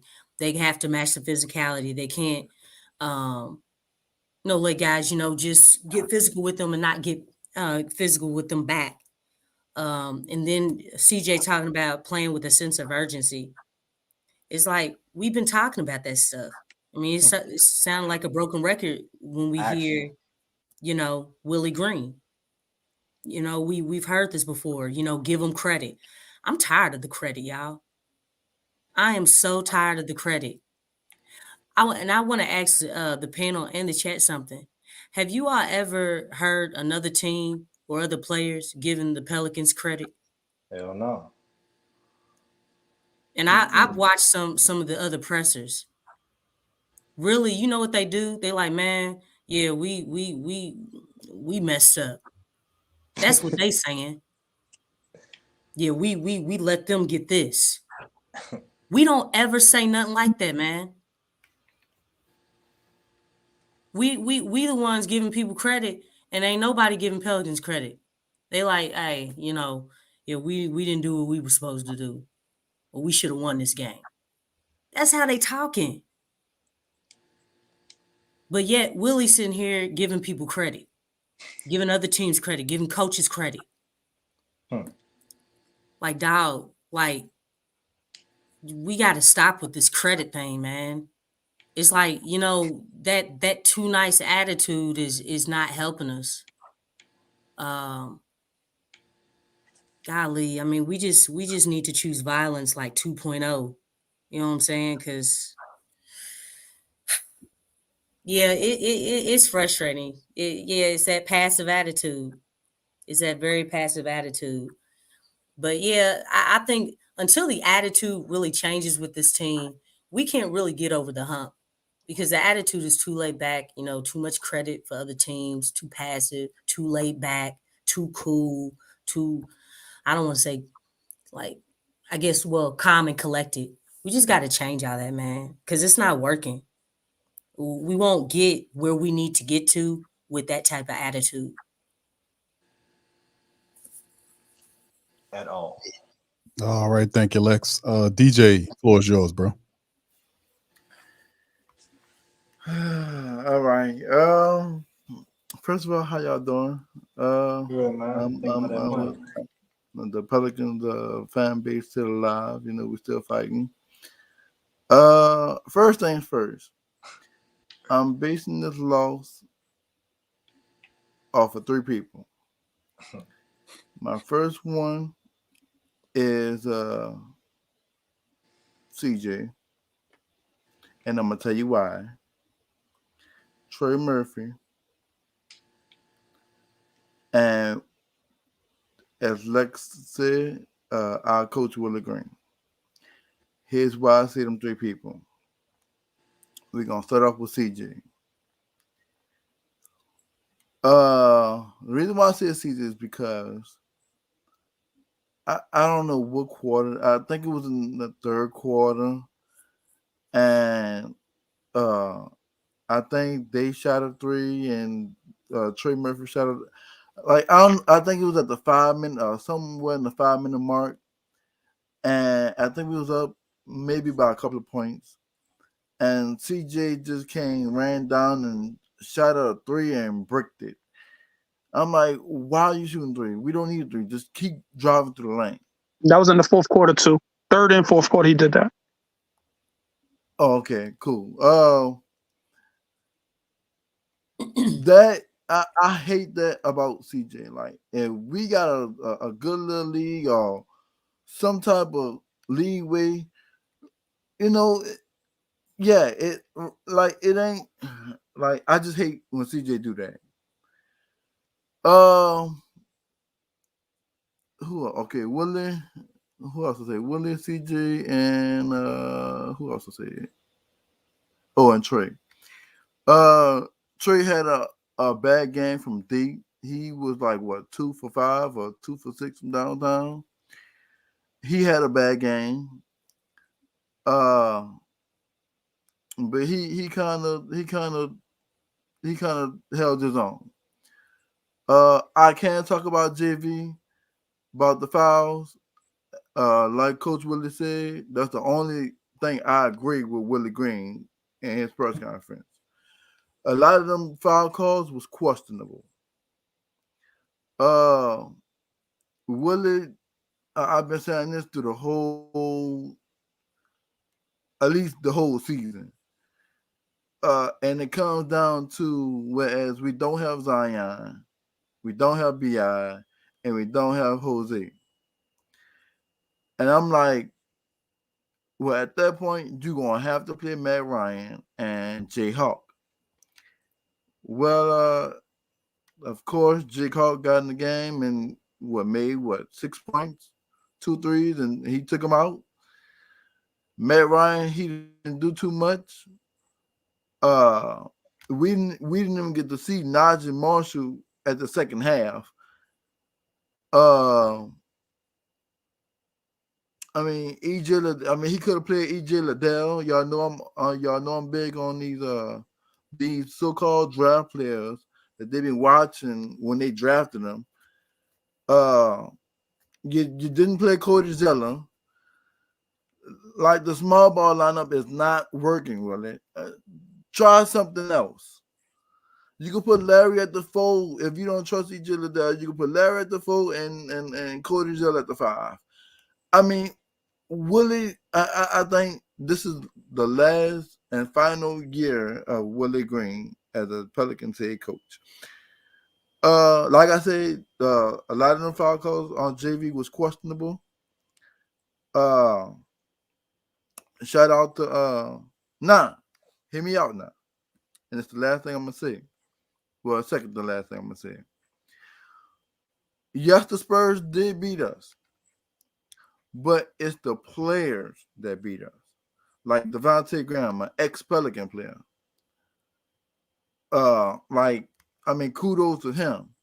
Because, at that point, they had a lot of people injured. So, of course, he was going to have to get playing time. Of course, we didn't have Jose. So, if we would have had Jose Alvarado, probably Devontae Graham wouldn't have scored that many points. Wembyama, They should have kept going to JV, but his foul trouble. But that goes in the coaching. That goes back to Willie Green. If so, now here's my question to the chat or in the panel. My question is, we already know Larry Nance is playing the small ball 5. We all knew that. But what is his natural position? Is he a 3 or is he a 4? Because if he's a 4, let Larry Nance come in for Zion, because Zion is a small forward / power forward, small ball center. If that makes any sense. My next question: the backup for JV is Cody Zeller. If you watch basketball, or if you are a basketball fan and you watch the Miami Heat from last season, Cody Zeller was on that team. So why aren't we playing him? Like, he just sitting on the bench collecting money.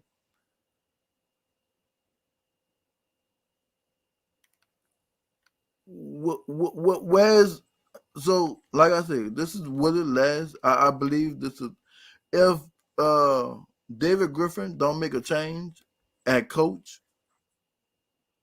we as Pelican fans or the Pelicans nation, we are going to be in some big trouble.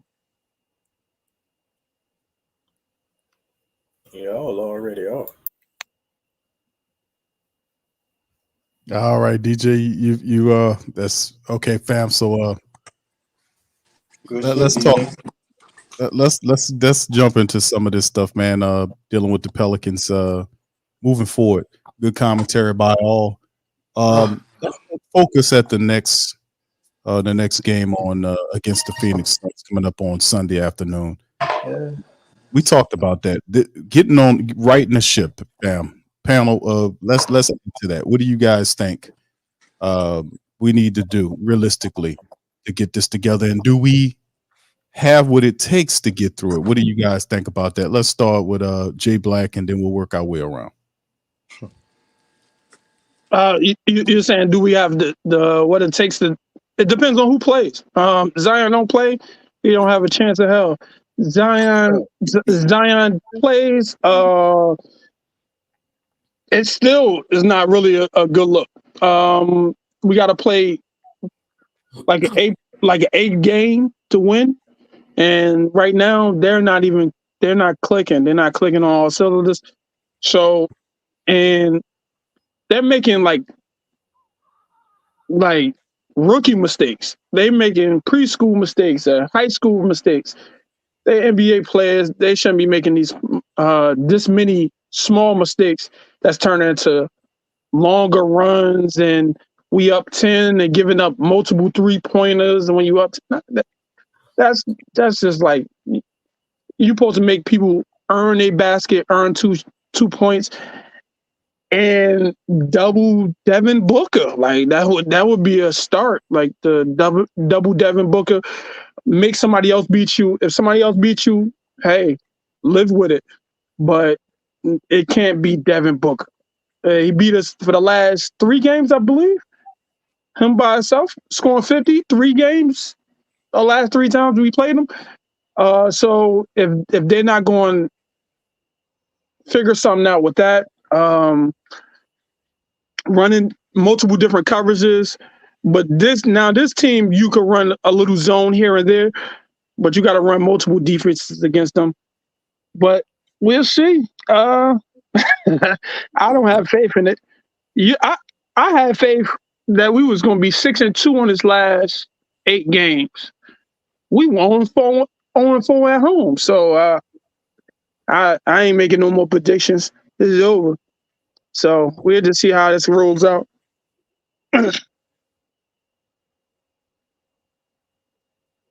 Okay. All right. Let's work it around. Brother Ant Man, what you got, bro? What you think about that? I feel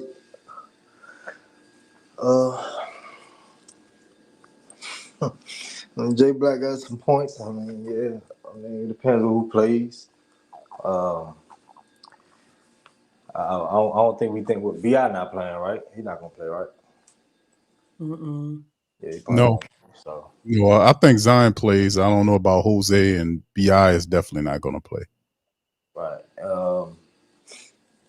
And I can even see it. I mean, I think I don't think 50% says Zion plays, 50 says he don't. I don't know, because you know how organizations are very funny. So I mean, if he plays, he's not 100%, and we're gonna need 100% from everybody, not even just him. We need 100% from everybody, and when I say everybody, I mean the coach, and we can't even get 40% from him. So I don't know how the hell we're gonna be able to Oh goodness. game up anything logical. And what Lex say, he's not wavering. he's not changing anything. So I guess if he's going to try to do the exact same thing, we're just going to go harder at that. But man, I don't know, man. That's what I'm saying. It's hard for me to talk on the team or him, because it's just like we can talk about all this and that, but I mean, it comes down to who's leading the soldiers out there, man. Who's leading the soldiers, and he's leading them. So he's setting the tone and ain't setting it right. I mean, think about it. What are the Pelicans doing right now? They ain't Nothing. nothing. Losing. You don't think Nothing. they have a team meeting? They just Losing. doing nothing. Man, they I don't even think they practice. Is Willie, what is he doing right now? Is he reading his Yeah, they're not even Bible? practicing. Yeah, they're not They're not practicing. practicing. No, they do walkthroughs, shoot arounds and stuff.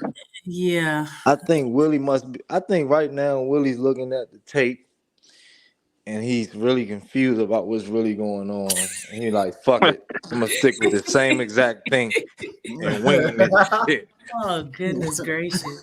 You know, that's Hey, what I think. you know what's crazy? Dan Tony still work for the team. He's still Ain't that crazy? You do? He was on the bench. That's He was on the bench. crazy. He was on the bench earlier today. Before the game started. Before the game started, he was on the bench talking to James Borrego. You think he'd have did a better job? No, Man, No, that's right. No. no, not Mike D'Antoni. No, absolutely not. man, Y'all both was trying to be the Warriors. But he Anybody. ain't helping the offense. No, Neither is Borrego. Man, I done All he would have seen. told them to do was shoot. that's it. Shoot. It might would have worked though. Look, shit, he would have had Jay Hawk going. Shoot. But Matt Ryan and the boys, but man, I mean, I don't know, man. What shit, man? I don't think we're gonna win, man.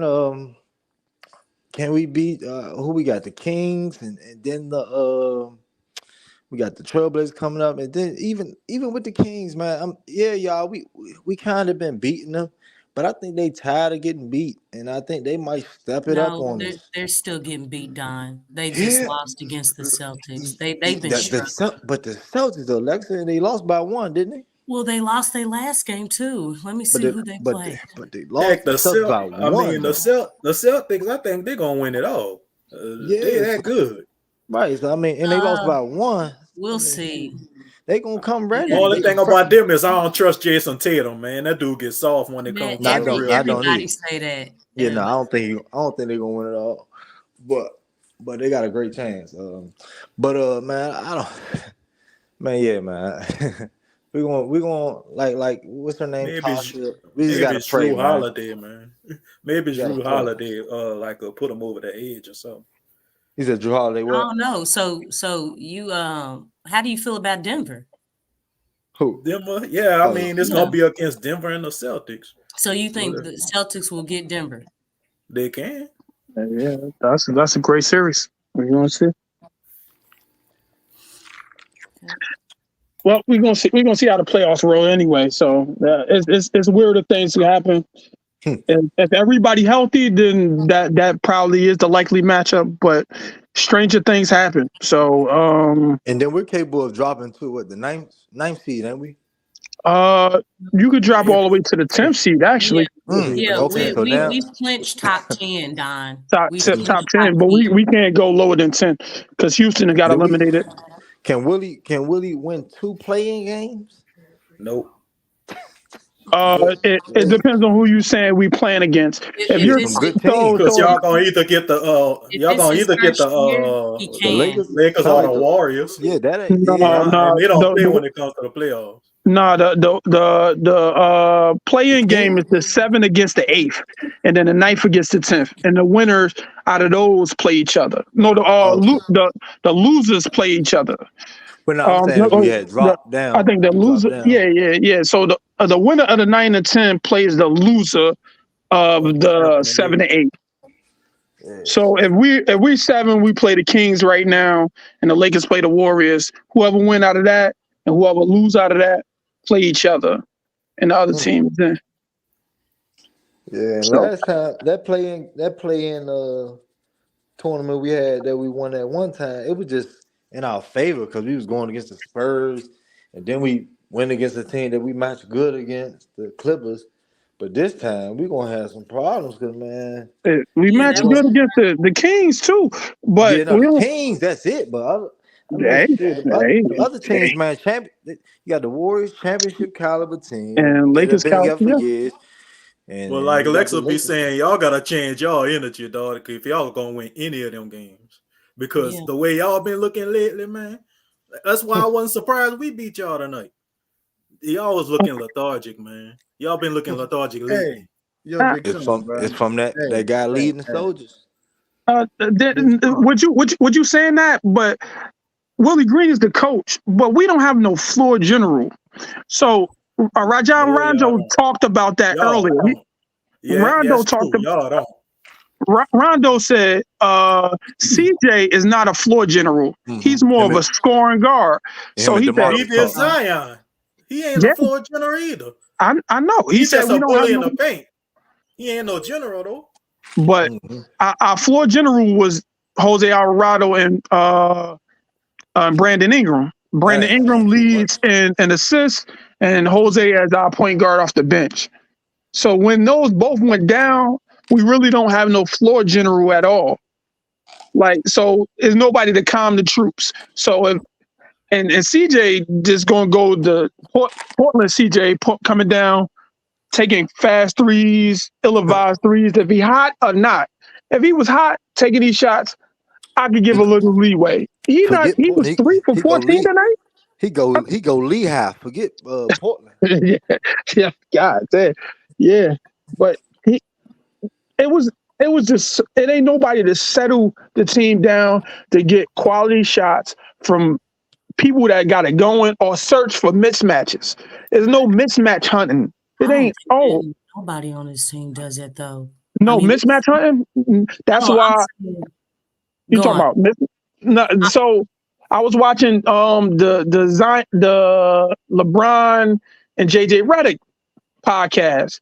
They was talking about all the smart teams. They mismatch hunt. Every last one of them.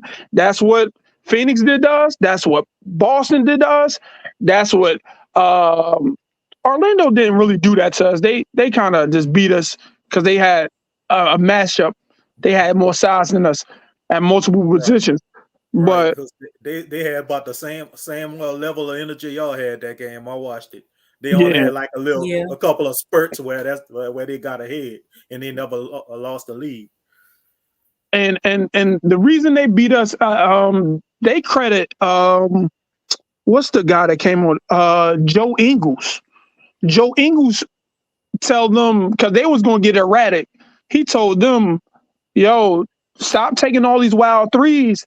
Go in the paint, get a foul, get anything close to the basket. No more shooting outside unless it's a wide open shot." And that's what they've been doing in the fourth quarter against us. That's what they was talking about with Joe Ingles. So And I don't think we got a veteran that slow us down, that got championship caliber that slow us down. We thought it would be CJ, but CJ is more like he want to score. He want to get his points. And if he ain't going, then shit, we gonna be looking like this. So it's funny how CJ is the one that kept y'all in that game against Orlando, and now caused that y'all lost this game tonight. Well, some of y'all saying that. I mean, he's up and down. I mean, for a veteran, like CJ does make some very interesting decisions. Like, dude, why did you do that? He does do that. I mean, I don't know about everybody else, but he has moments where it's like when he comes down and he shoots that 3-point shot. Yeah. Like, and he's not on. It's like, dog, this ain't no heat check. You didn't make your first one. You know what I'm saying? Like stuff like that. He'll make those sometimes, but they're very few in between. But it's the timing of things with him. Sometimes, like, for instance, he'll have it going, and that's great. But it's like, okay, dude, you don't want to do too much, CJ. Hey, we need the ball to touch Zion's hands. You know what I'm saying? We need to move the ball around the perimeter. You know what I'm saying? We need player movement, ball movement. He forgets those things because he gets sucked into, I'm a dance. Let me dance and dribble. Oh, wow, let me do this. Oh, I can do that. You know what I'm saying? It's like, no, dude. And then the shot clock is coming down. Shot clock is going down. So now you left with 5 seconds on the shot clock, CJ. All because you were doing your dribbling and you didn't get anywhere. Because everything is lateral. It's not north and south. You know what I'm saying? Like, we can't, that's you're wasting clock time, you're wasting energy. You know what I'm saying? Like, we have to have that ball movement. When the ball stops moving, that's a problem. We're supposed to be doing the 0.5. But when he gets to dancing and stuff, one Mississippi, 2 Mississippi, 3 Mississippi, 4 Mississippi. Come on, CJ dog. You don't have nothing. You got to move the ball. And for a veteran, you can't do that, especially down the stretch. You just can't do that type of stuff. So I mean, there's good things that he gives the team, but definitely he's a straight up 2 guard. Yes. When he takes 3 dribbles or less, there's a high probability that the ball will go in. If he takes more than 3 dribbles, we got a problem. So you that was an interesting question when you said that CJ he brought us back, but you have he was kind of the reason we came back the last game and this game. But if you look at the stats, if you're the point guard of the team, let's say you're the point guard, or he looked like he was the 2 guard today. They just said Dyson was the point guard. Either or, both of them. Your lead and assist guy shouldn't be your center. Your center shouldn't have 7 assists and you have 4 assists. Dyson Daniels only had 2 assists. CJ McCullum only had 4 assists. Larry Nance had 6 assists and Valanciunas had 7. That's a problem. If you supposed to get them quality shots, and you're a person that's an offensive threat, you supposed to be able to know where people hot spots, how to read coverages. He don't read a lot of that, and he's a defensive liability. Oh yeah. Like, oh my God, he gave up so many layups tonight. He showed it. Like multiple. So. If you're not doing your thing highly, what he's known for is scoring.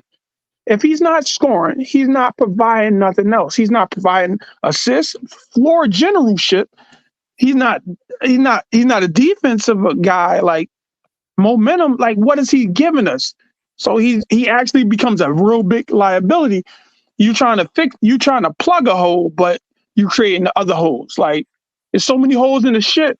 You plug one, it's another hole that's we still sinking because it's too many holes to fill up and just one guy. Like, I could talk about multiple guys that's got holes in their game, but he's supposed to be the veteran. He's the $30 million guy. Oh, 20 million. How much he make? A lot. He make as Like much as Shaq said. I think he make 30. Because I think all of them make 30. BI, Zion, and CJ. They all around the same money. I think 35 probably. Something like that. I don't know. I forgot.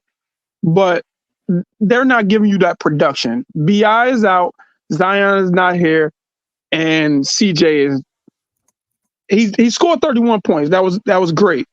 But 4 assists,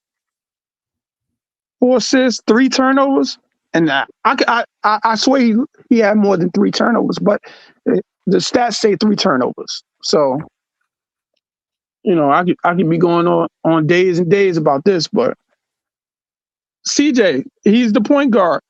The person that had it going tonight was Valanciunas. Feed Valanciunas. He was 10 for 12. Why you don't keep feeding him? Get him the ball. Find a way to get him the ball.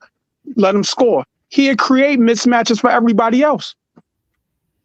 We could have won a game like that, but I guess we need another floor general just to know that simple thing. And he got in foul trouble. That's probably why. Like, this is the most I've seen y'all play him in a long time. Absolutely. And he was eating. Mm-hmm. But he got in foul trouble, so that's when they kind of was sitting him a little bit. But I mean, yeah, like that's the most I've seen him. Well, let me ask y'all this. Let me ask y'all this. Was out. Yeah. Like he this is last year under contract with y'all, right? For Willie Green, for JV. For JV, yep, both of them. Both of their last years. Unless they re-sign or something. Man, yeah, this is last year. And Willie would be underestimating that dude, man. For real. He just don't use them right. For real. He don't know how to use none of his damn weapons. Heck, I want JV. I know he a little older, but heck, I want JV on my team. You might be able to get him because he wants $20 million. So I think that was the estimate. I think that was the estimate, $20 million. So that he was looking for. Oh, he feel good with y'all. Be able to bang and everything. $20 million, yeah, he could go with y'all. Because he ain't getting 20 over here. Hey, that's too much. 20, I ain't gonna lie. We might not give him 20. We gonna have somebody else. Yeah, somebody gonna pay him, but we ain't gonna be able to pay him that much. Unless we're saying we gonna give up a lot of people. If we gonna give up a lot of, if we giving up Larry Nance, we can get him. But it looked like they sold on Larry Nance. Well, his 11 million. I think his is 11 million, and Big V is 15. So I don't know. So it probably depends on how much control the next head coach will have, though. If he still want him here or whatever. Hey man, you think Griff is gonna fire him? You think Willie coming back? Man, I think he's gonna get fired. In my opinion. Yeah. I thought it was like if y'all don't like I did this year. Like I had said, like if y'all don't make the playoffs, like after the end of the regular season, like if y'all don't finish at least 6, I think y'all will get fired. He gonna get fired. Yeah, absolutely. Yeah. So if we make the playoffs and get bounced out in the first round, do we still get fired? I mean, sure. I feel like we lose 4-1. Let's say we lose 4-1. We lose to Minnesota or something. 4-1. Maybe like if he go to the second round, he'll stay, but I don't know about all that. Anybody else? Anybody else? Yeah, I believe he come back. Oh, he got. Nah, I don't. I think Griff gonna make a move. Come back. Oh Griff man! Make a move unless it looks really good on paper, which is that the corporate standard. Because sometimes they don't see what the fans actually see. That's the only way that they would bring him back. It would have to, look good, meaning, if he got out of the first round or something like that. But I don't know. The way that he coaches, like I said, I mean, teams are exploiting the Pelicans right now. and the play-in or the playoffs haven't even legitimately started yet. Yeah. This David Griffin, is he anything like Mickey Loomis for the Saints? Like his personality or the way he operates? I never seen him really operate. Even when he was with the Cavaliers, I really never seen him operate really. It was always like that was everything you get credit to LeBron. So and they was in a win now mode. This is not a win now mode. They ain't moving like win now. If LeBron was reactive, they react like he's more passive. Like he's not really going out and getting people, because people have been clamoring for a lot of different people to get traded, something to move. He haven't done that, and this is third year. He's not really aggressive. No. And I mean, he didn't even do nothing at the deadline. Nothing at the deadline. He ain't do nothing. And I thought what I was thinking, it was the buyout market, but the buyout market wasn't even. They don't usually take advantage of that either. They don't take. That's what playoff teams take advantage of. Like Dallas got some trades and got people to come in on the buyout market. Then they get Spencer Dinwiddie. Who did they come? Spencer Dinwiddie. Yeah, the Lakers. Lakers got Spencer Dinwiddie. Yeah. Then Dallas he was got at somebody. the game when they were playing the Pelicans. Absolutely. Absolutely. Dallas did the trading. Lakers got the buyout. Yeah. So, but still, you're supposed to win one of those because you're gearing up for the playoffs. The new way of the basketball, the new way the league is going is buyout market trades. Yeah. The team ain't going to look the same. Contracts, everybody flip contracts. No, every contract could get moved. Everyone could get moved at the right time. So you got to pay somebody on the team a lot of money, but everybody could get moved. And you could be terrible last year, but great next year. And you seen that with Minnesota, the Thunder, but Thunder, and they got a bunch of draft picks too. So I mean, they're in a great position. Yeah, Presti did his thing. It's like, shoot, if we can get a Presti to be the GM of this team, I don't think we will want that though, because what he did was he sold high on a lot of his players. So you'll say trade Zion, trade BI, trade CJ, and get all draft picks and work on the future. That's what you're saying, because they did that with who they broke up, the OKC Thunder. Oh yeah, Kevin Durant and Russ. They knew they couldn't win it with them, so they broke them up and got a bunch of draft compensation for them. They made it to the finals. Yeah, yeah, but no. That was with James Harden, but without James Harden. So they went as far as they could go. They couldn't get past a lot certain people in the Western Conference. So they made the trade of Kevin Durant. He was the first to go. No, he didn't. No, he did a signing trade to go to Golden State, right? No, I didn't think he did. I thought he just left. Resign. Yeah, I think he didn't resign. I don't think he did a sign and trade. Then it was just Russ then. No, and they picked up Oladipo. They picked him up Victor Oladipo, hoping that KD would stay, but that wasn't enough. Chris Paul, little thing rental. Absolutely. Damn. How did they get all them draft picks? Yeah, I think because Russ was MVP. Chris Paul. And they did trade Russ to the Rockets too. But then they got God damn, I'm mixing up their history. God damn. Well, Melo. Didn't they trade Melo too?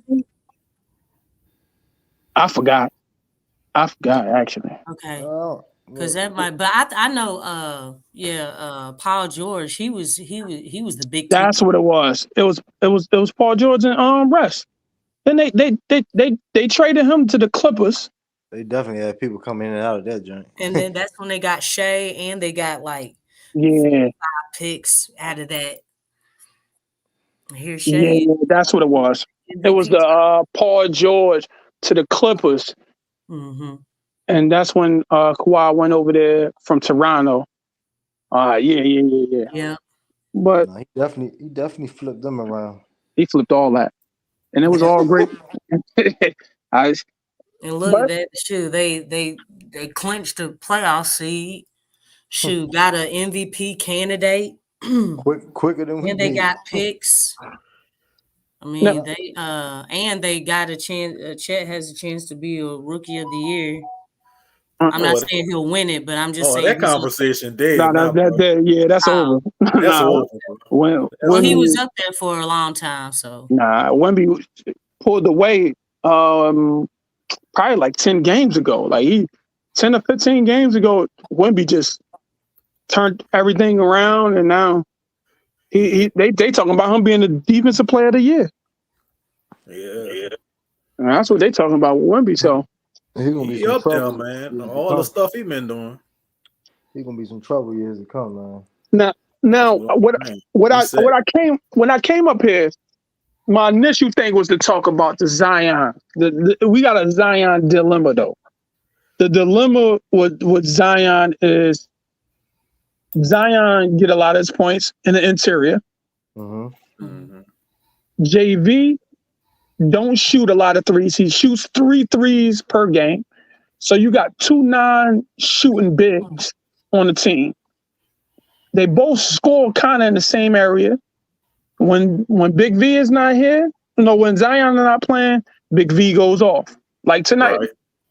But when Zion's back, you turn him into a 3-point shooter, and he really not a 3-point shooter because he don't shoot enough higher volume. So people are not even looking at him.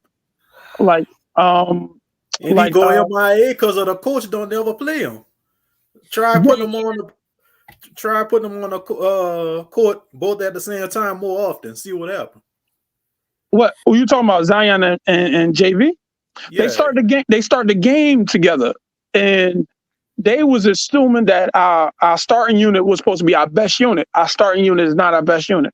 It's always the bench. It's always the bench. It's not really. It's when the shooters come in, when Trey Murphy comes in, or even when BI is in there without JV or without a CJ. When they mix up the squads, the other squads do better. Like the second and third units is what set us apart from most teams. Now, like Jose Alvarado mixing up with Dyson and Trey and Najee, everybody it'll be a clear hierarchy. So like when Zion come off the court, you got a clear hierarchy on who's going to have the ball. If it's going to be Brandon Ingram, he's getting the ball first. If it's Valanciunas and CJ usually try to get his points, but Valanciunas is going to eat around the rim. When Zion's on the court, they don't surround Zion with the best people for him to score. They surround him with defenders so he can get out and run. Let's say if he get defended, we get out and run. But against top teams, they don't turn the ball over. So the defenders is null and void because they're not even turning the ball over. You're not even stopping these teams. Orlando, we rarely stop them. Period. With any squad, any configuration of our team, they always usually score against us. That's why I can't get why y'all can't beat them, man. Y'all a decent defending team. It's the coaching, it's the sets. Like the thing is, there's things that we can do. Like for instance, the whole league is on pick and roll, right? Yes. We don't do that. We don't do it. I disagree. We do it. We do it every once in a blue moon. It's not consistent though. It's not consistent. Because you'll be predictable doing the same pick and rolls. If you're saying like Orlando pick and roll is different than our pick and roll. So their pick and roll was they do a back pick and roll. So they'll come behind you and push you as a defender and dive to the basket with larger people. So they'll push, let's say Herb Jones is in defensive stance. Here they'll run up to behind you and push you instead of doing a screen from the side. or a screen from the left side, or a ghost screen, or Anna's and Varishai where you flip the screen. They do different type of screens. We don't do that. We do the standard screen, or they don't screen our best players a lot. They don't screen BI and Zion a lot. They don't constantly go at like a matchup. Let's say if Zion got the best matchup and the point guard is let me see. I don't even think. Let's say Booker is going off. You supposed to put him in a high screener role and have him defend Zion. Whoever he's defending, you supposed to spread everybody out, call for Booker, put him in a screener role and attack him and get him in foul trouble or get his rhythm off or something. But they just don't use IQ. It just their run plays. So I was watching. I was watching back the plays, watching back the game of the Orlando game. Zion running a curl around screen. He can seal people and get easy basket. He don't seal people. Yeah, no, When he gets people right under the rim, he'll just keep running the play like it's a normal play. When he could seal a guy and call for the goddamn ball from whoever's up there, say, throw me the goddamn ball so I can score on this guy. Put him in a blender and probably dunk on him or something. Put him in there. They can do more of that. Yeah. He needs to be more aggressive, telling them what to do, because they be lost anyway. So they just run plays normally, like, but it's a lot of problems. Like, let's say if Zion and Big V is running a screener role, everybody else is the shooters. We'll get a score from that. Willie Green won't run it 7 times until they stop it. He'll run it once, we'll score twice, or run it twice, and he'll stop doing it and he'll go to something else. If it ain't broke, don't fix it. He don't know about that concept.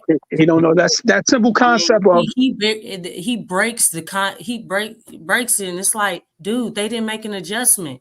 So you basically adjusted to them not adjusting. Yeah, absolutely. You adjusted for them to, that works in our favor. Yes. That's why I be saying, man, you be making decisions to help the other team out. What are you doing? What are you doing? Are you on the Pelican side or they side? You know what I'm saying? Like, I don't understand that. Do you blame? Stop playing checkers and play chess. Don't 100% blame Willie. You got to blame these players. Fuck that. I've been focusing on them, Jay Black. I'm mad at everybody.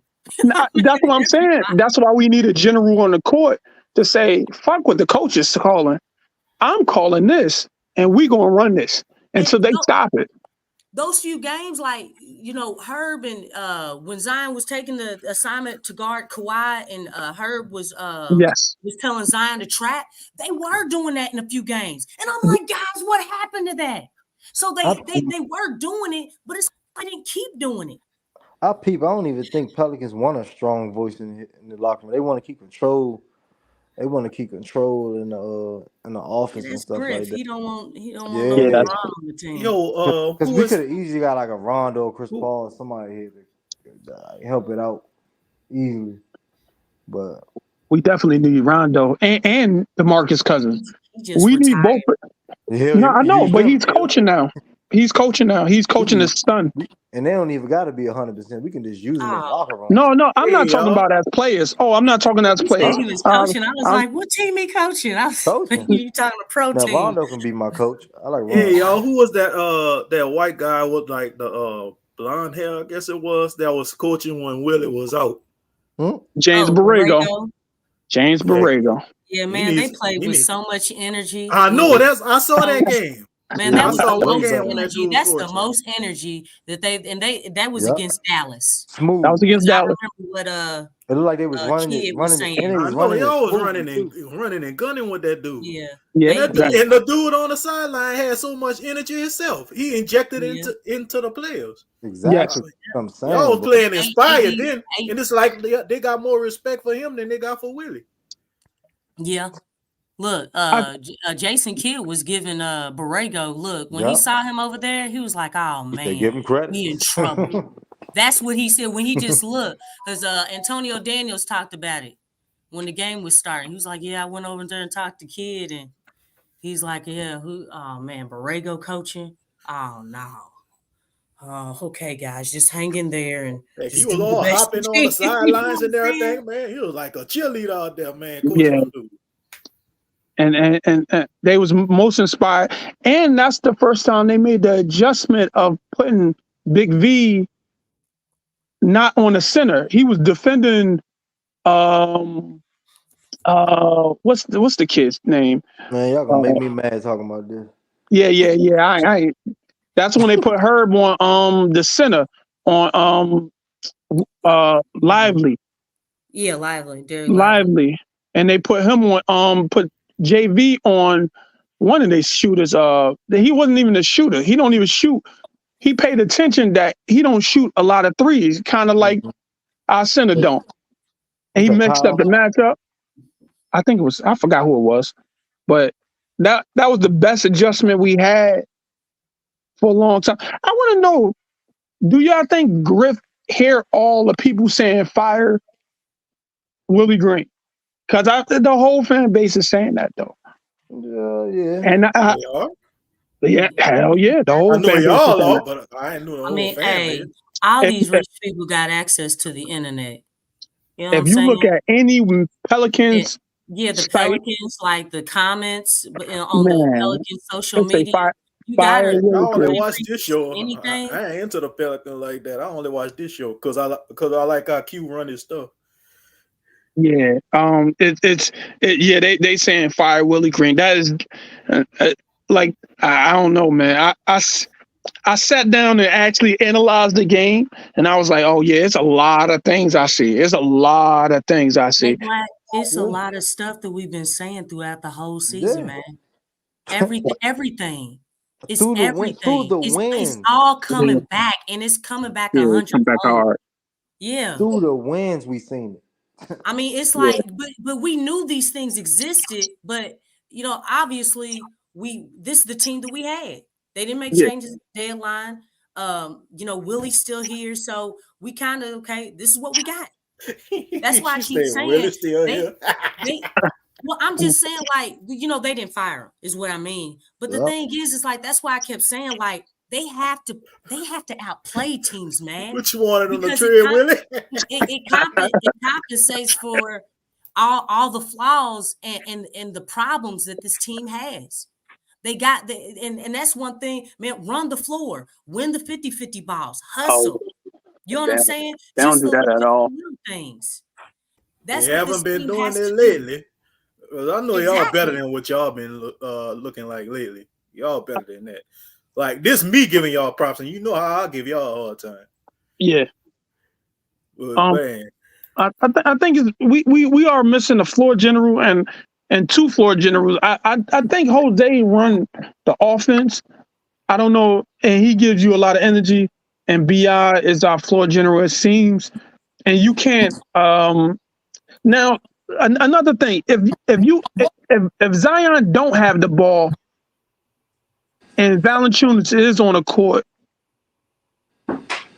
so you got 2 non-shooters on the court, and y'all saying that we want spacing with the starting unit. You got CJ, you got BI, you got Herb, you got Zion and Valanciunas.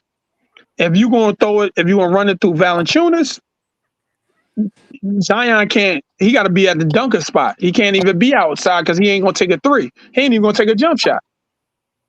Then you got to say CJ got to be hot, Herb got to be hot, and BI got to take more threes. That's just for the starting unit. So if Zion don't have the ball, then it's basically old school basketball. Y'all gotta run it through the post. 2 people be on the blocks. Everybody else, the spacing issue is the major spacing issue. But Zion scores so efficiently, you just gotta have the ball in his hands. You can't even really have the ball in anybody else's hands because they don't score as high as he do. So we in a crazy dilemma with the team that we have. So I think we should just. Now I'm to the point that we got to make trades. We got to make a lot of trades. To have people that fit the 3-and-D style that you got to be. You got to be like a 3-and-D guy. All right, y'all go ahead on them. Y'all go ahead on and make your final comments. As Big Q said, we're not gonna be on here long because he got some work to do tomorrow. So y'all make your final comments, and I'm gonna be the last one to end the show. So go ahead.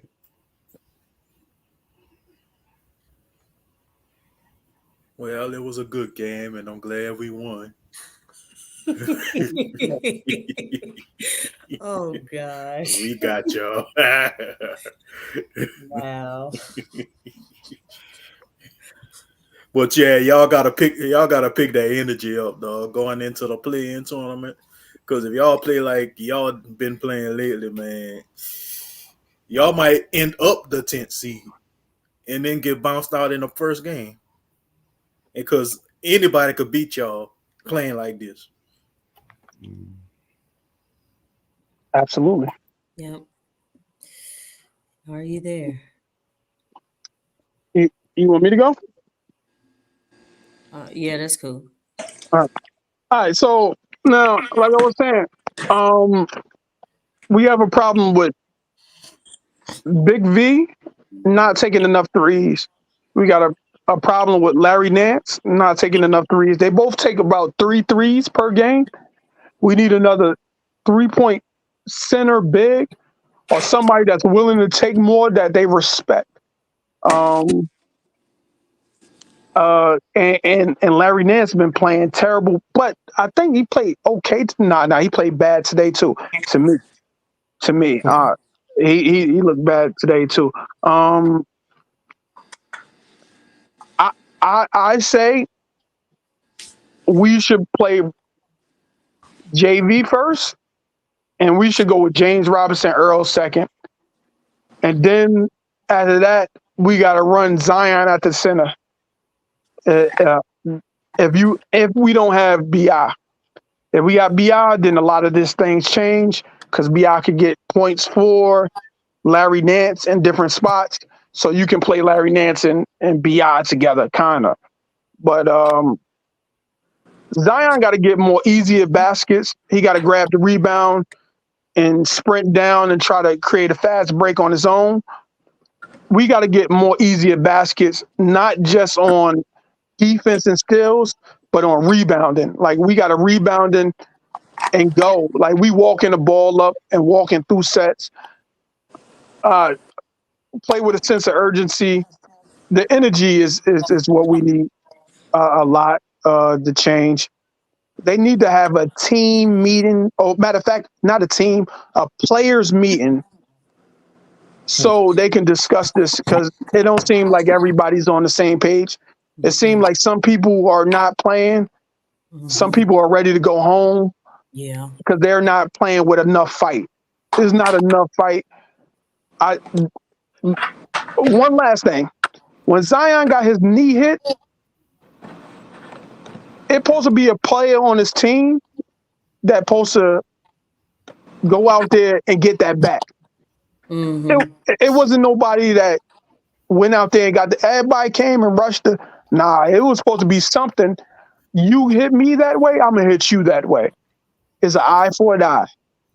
If you play dirty, I'm gonna play dirty. If you're not, you play clean, I'm gonna play clean.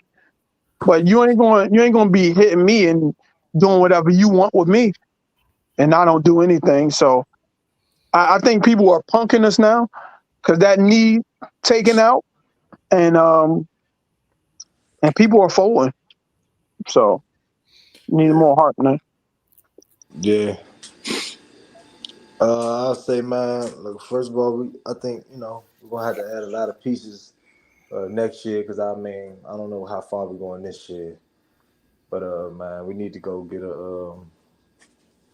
a true enforcer / vet / champion.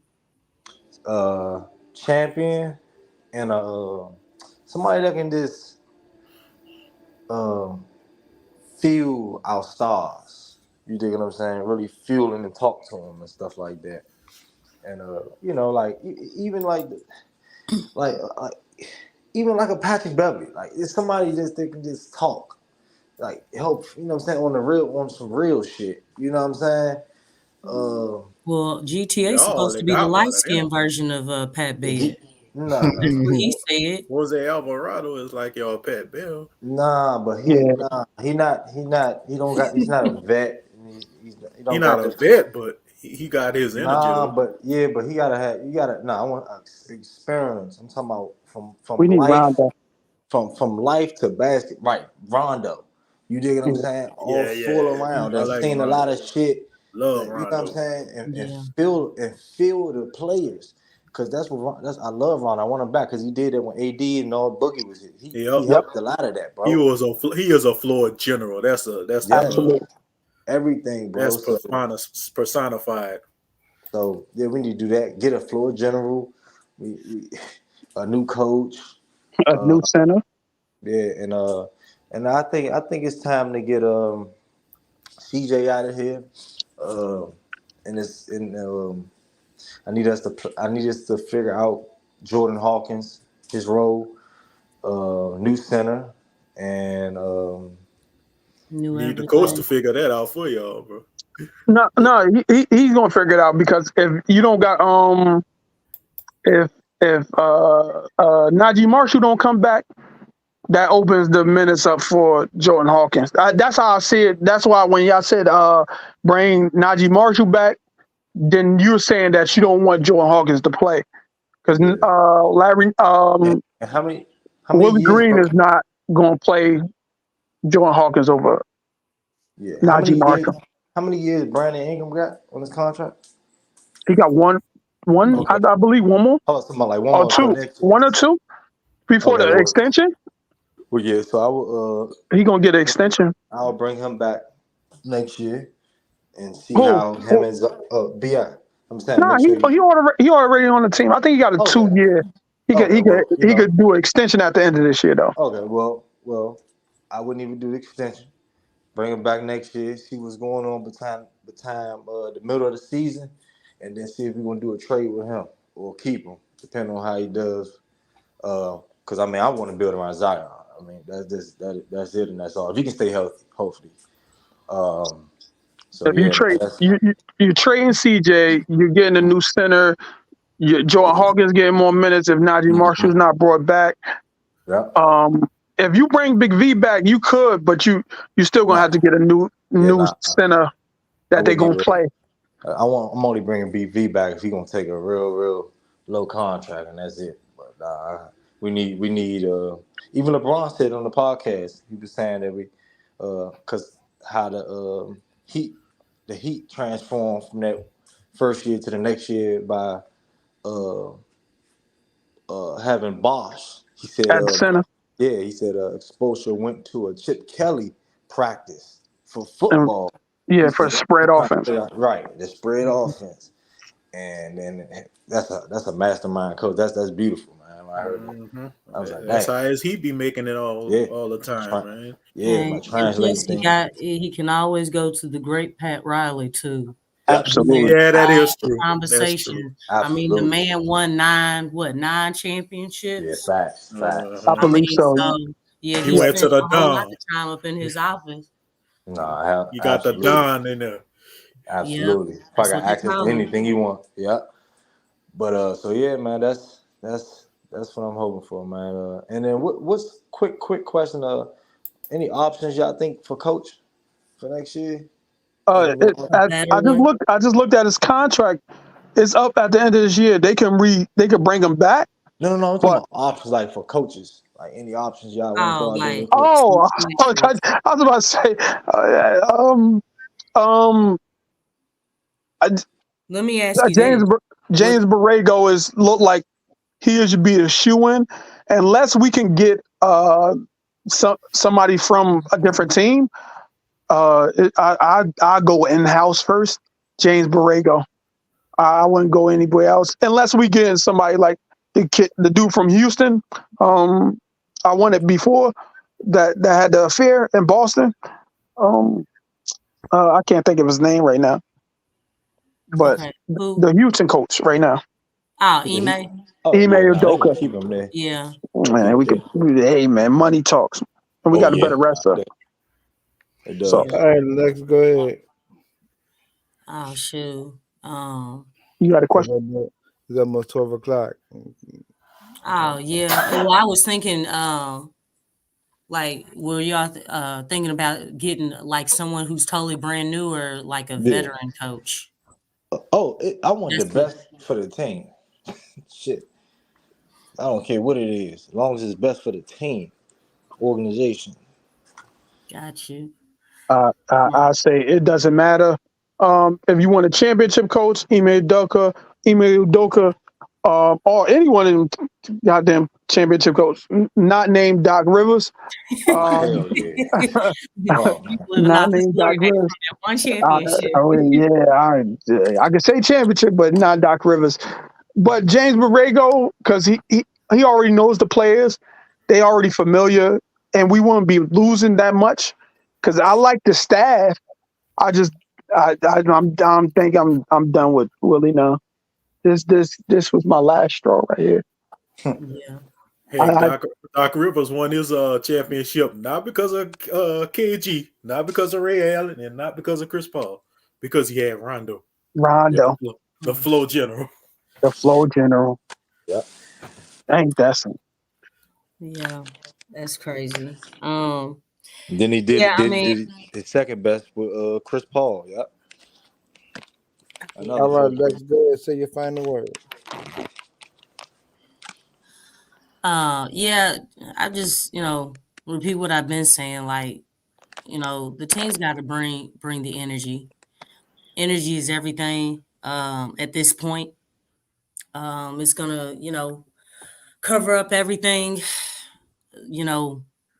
in the best way possible. So, I mean, they just got to bring it. I mean, I'll piggyback off of what you were saying, Jay Black. They do need to have a players meeting, because I don't think, these guys, they're in different places right now. They're not playing. They don't have the same mentality. They're not playing at the same level. And then to that matter, high level. They're not on the same page or anything, and they need to get on the same page. They need to click. All this is happening at the wrong time. That always happens. I'm sorry. That always happened to y'all. It seems that like y'all get injured at the worst opportune of times, man.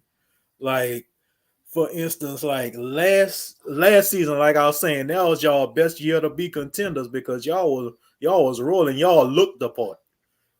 And then Zion went down. And now both him and B.I. down at the end stretch when y'all trying to position yourselves. That always happened to y'all, man. Well, it's not so much of the injuries. I think the thing is that, like, we can win these games. But, I mean, the thing is we don't even know because they ain't coming out the right way. They're going through the motions. Just making the simple pass or, ball movement, player movement. It's the basic things, the basic fundamentals. Taking care of the ball. It's not even a forced turnover, and they're turning the ball over. Dumb fouls. It's like, come on, like, dude, don't just give the dude a tap on his arm and let him finish, at the rim. No, you can't do that type stuff. man, give them a hard foul. You know, don't let them get an and one.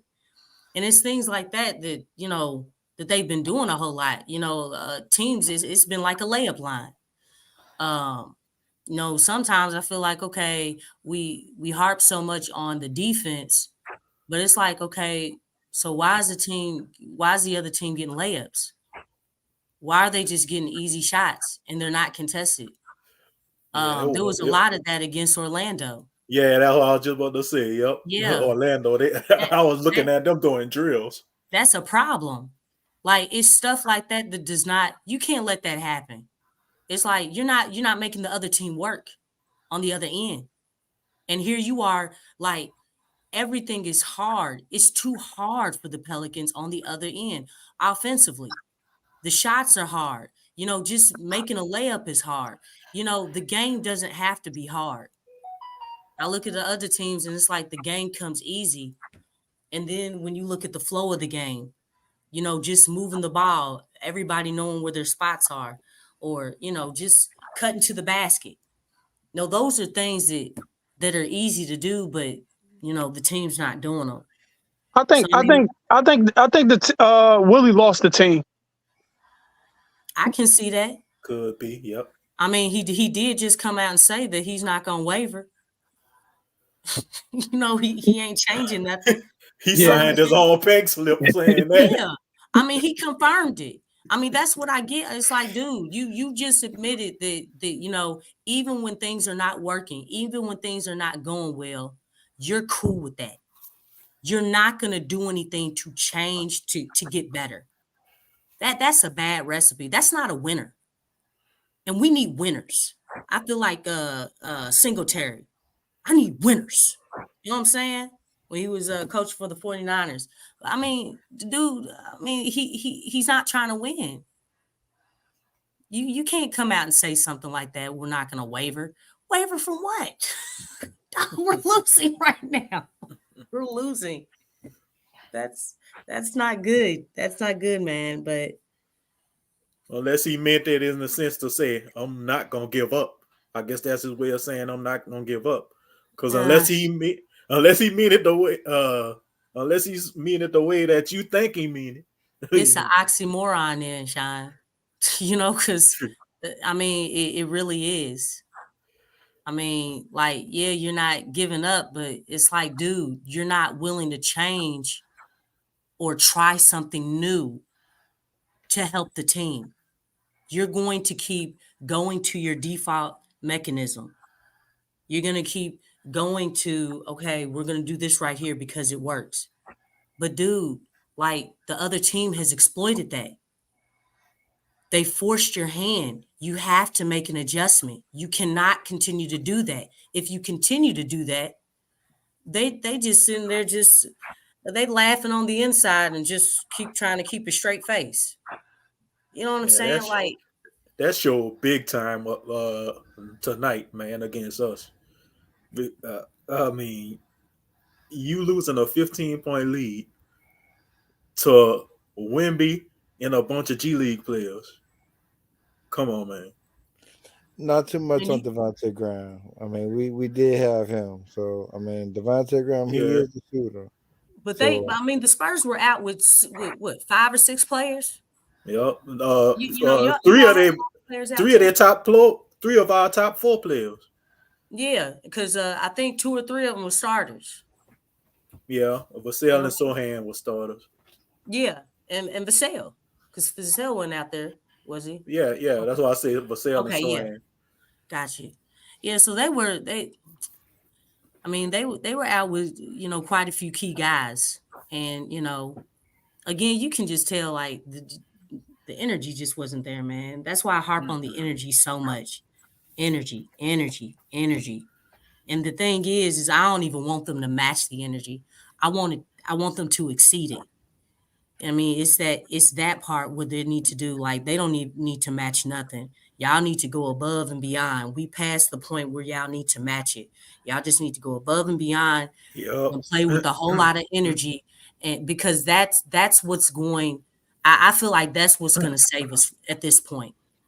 If we have any hope left. At least get like fight. I mean, if you go down, you go down. At least you go down swinging. Yeah, that's basically the mentality. Yeah, that's what they need. I mean, like you just said, I never seen y'all like this before, though, man. Like, I watch y'all from time to time. I mean, like, I ain't never seen this.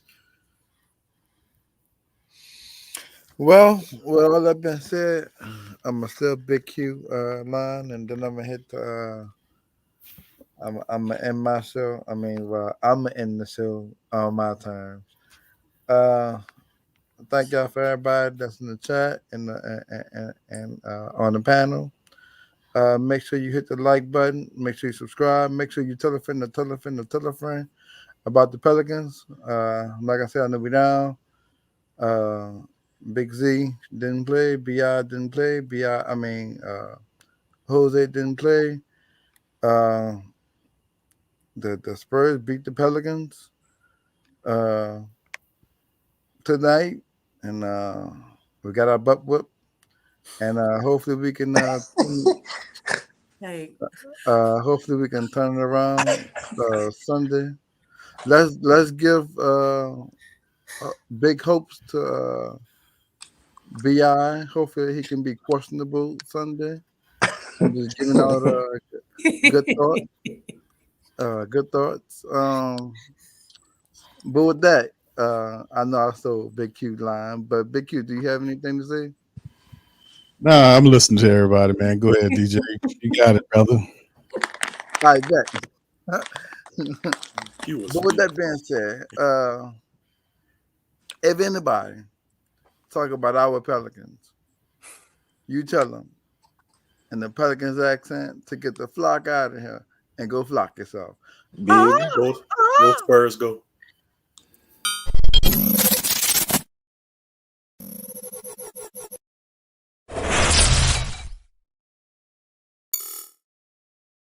TheWhoThatDaily.com. That's right, TheWhoThatDaily.com. Your one-stop shop for everything New Orleans Saints, New Orleans Pelicans, LSU Tigers, even the top flight boxing news. So if you're a Who That and you're looking for a place to stay up on your team, TheWhoThatDaily.com is your site. TheWhoThatDaily.com for the sport Who That in all of us.